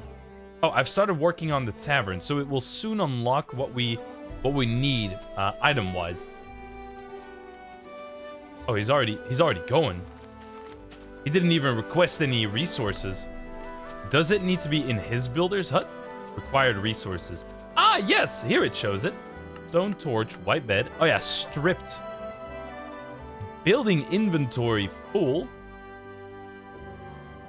Huh? Why is the inventory full? They started construction, no? Whoa, what are you missing? Ah, you were missing a shovel. Makes sense. Can they not use enchanted tools? Would that be the issue? That being said, I will give you... I can't work like that. I will give you a couple of tools. Here we go. Finish building the builder's hut. Wait, why are these guys like one below? That's a little weird. What's going on with Sage? Sage has been a little slow.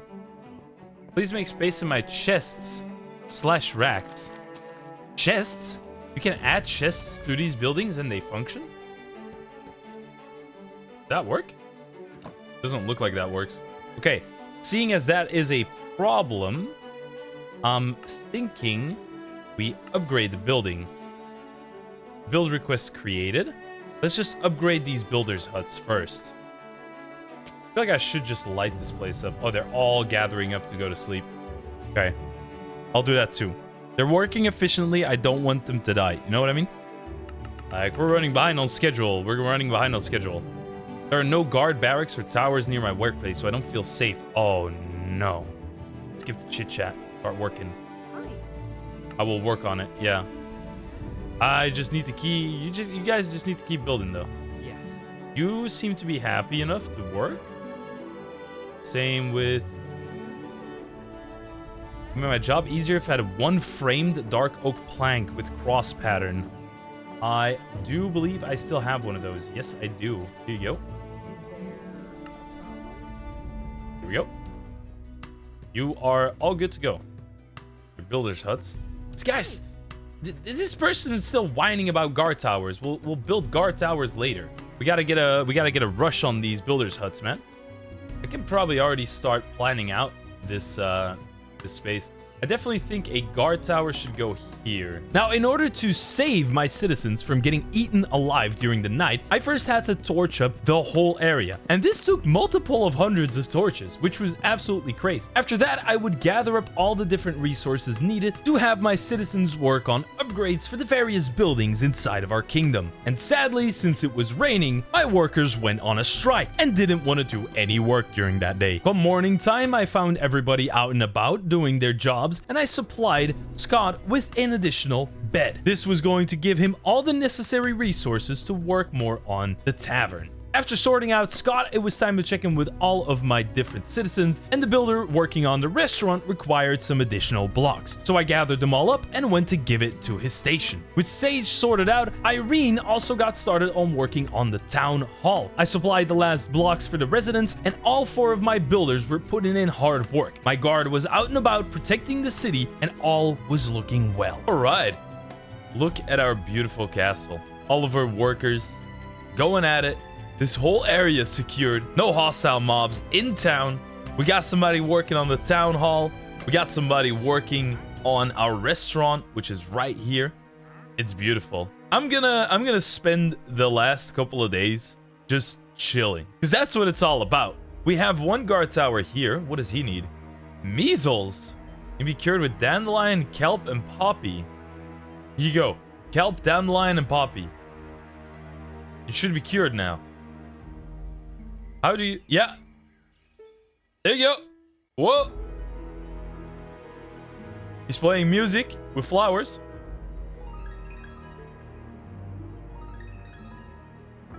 So... Are you gonna... I guess it is, but... Are you gonna be cured now? That's taking a long time. Maybe my boy won't get cured. Home sweet home. Oh, there was another builder doing some stuff here. We got a residence now. Nice. Okay, that gives me... How much spaces does that give me? I guess only the one. But that means I can hire another person. Who can I hire? This person looks a bit... 25 redstone. That is easy. I got you. There we go. Lachlan.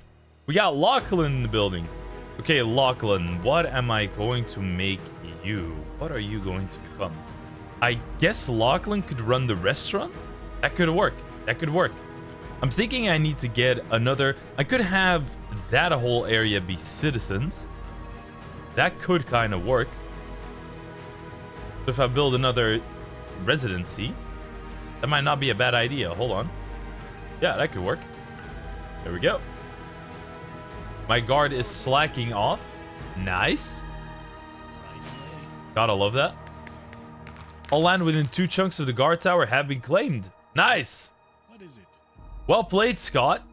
That should be this, right? So that should cover my builder. Sage needs a shovel. Got you, got you. I'm gonna be happy once you guys can use diamond tools, that I don't have to replace it. Scott's this one? Yeah, it is. All right, let's see. A new child. Citizens urge you to build a warehouse. Oh, Luca G already grew up and wants a job. What? That's fast. That is so fast. Oh my goodness. I guess that means we need another builder's hut, right? Build this building. I don't think we have any builders ready though, because we got 1 builder working on the town hall, 1 on the warehouse, 1 on the restaurant. Wait, I do have 1. Oh no, and 1 on a residency.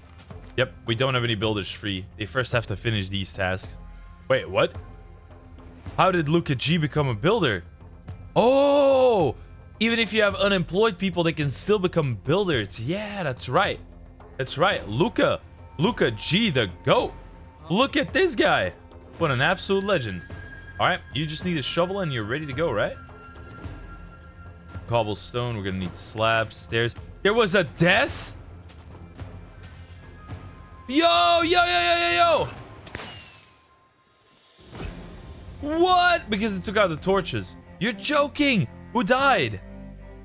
Kenzo! No! My Kenzo died. Oh my god. That is sad. On day 98, we lost Kenzo. He'd been working for us for the longest time. No. That is so sad. My guards weren't strong enough either to protect him. Oh, they actually grief. Oh my god, they actually grief. That's crazy. Right away. Oh my god, all my builders are griefing Kenzo. They can't work today. What is this laziness going on? Take an example of Luca. Luca is just going, pushing on, persevering, thriving. I have actually become the strongest being inside of this world. We've beaten all the bosses, done the Cataclysmic Gate, beaten Cisco, beaten the Fell King, built a giant kingdom. Well, actually, I would say this is a small kingdom. This is a small establishment. In the future, we're gonna actually build a giant kingdom. Not in this, but in something else. Oh, I started a raid on the Sky Village. That's kind of interesting. Well, good luck. Good luck, everybody. You'll need it. Oh, this is the place where the Void Worm's at. I remember that little sucker. Yeah, here we go. Look at this guy. Our first base, man. Look at this. What a crazy area. What a crazy area. Oh, I never really explored in this area all too much. This would have been a really cool place for the base. Yeah, this would have been really crazy. Never really flown around in the world to just check out what is all there. I was always mission focused on whatever was next on the task list. I never just flew around. It's actually quite fun to do so. The Ars Nouveau tree bases are the GOAT though. That instant teleport back home with the scroll, that is busted. That is actually busted. What a beautiful sunset on day 99. The sun is setting right where our kingdom is as well. Coincidence? I think not. For anybody that's gonna play Cisco's, I definitely advise you to get on mine colonies early. As you can see, it takes a long time before you can have a colony be really built up and like actually going, like get the colony going. Definitely go for a crit build is what I would say, because crit is just really fun to one-shot things. And my overall advice would be, have fun. It's Minecraft. Have some fun. With that, I hope everybody stayed hydrated. Talking about hydration, what in the world do you mean it starts raining right now? That means my builders won't work. With that being said, this has been 100 days of Cisco's Medieval Ultimate RPG. I really hope you enjoyed the video as much as I enjoyed playing it. And if you did, go ahead and leave a like and a subscribe on this video if you please. With that being said, everybody, this has been your boy ElAbro. I will see you all in the next one. Bye-bye.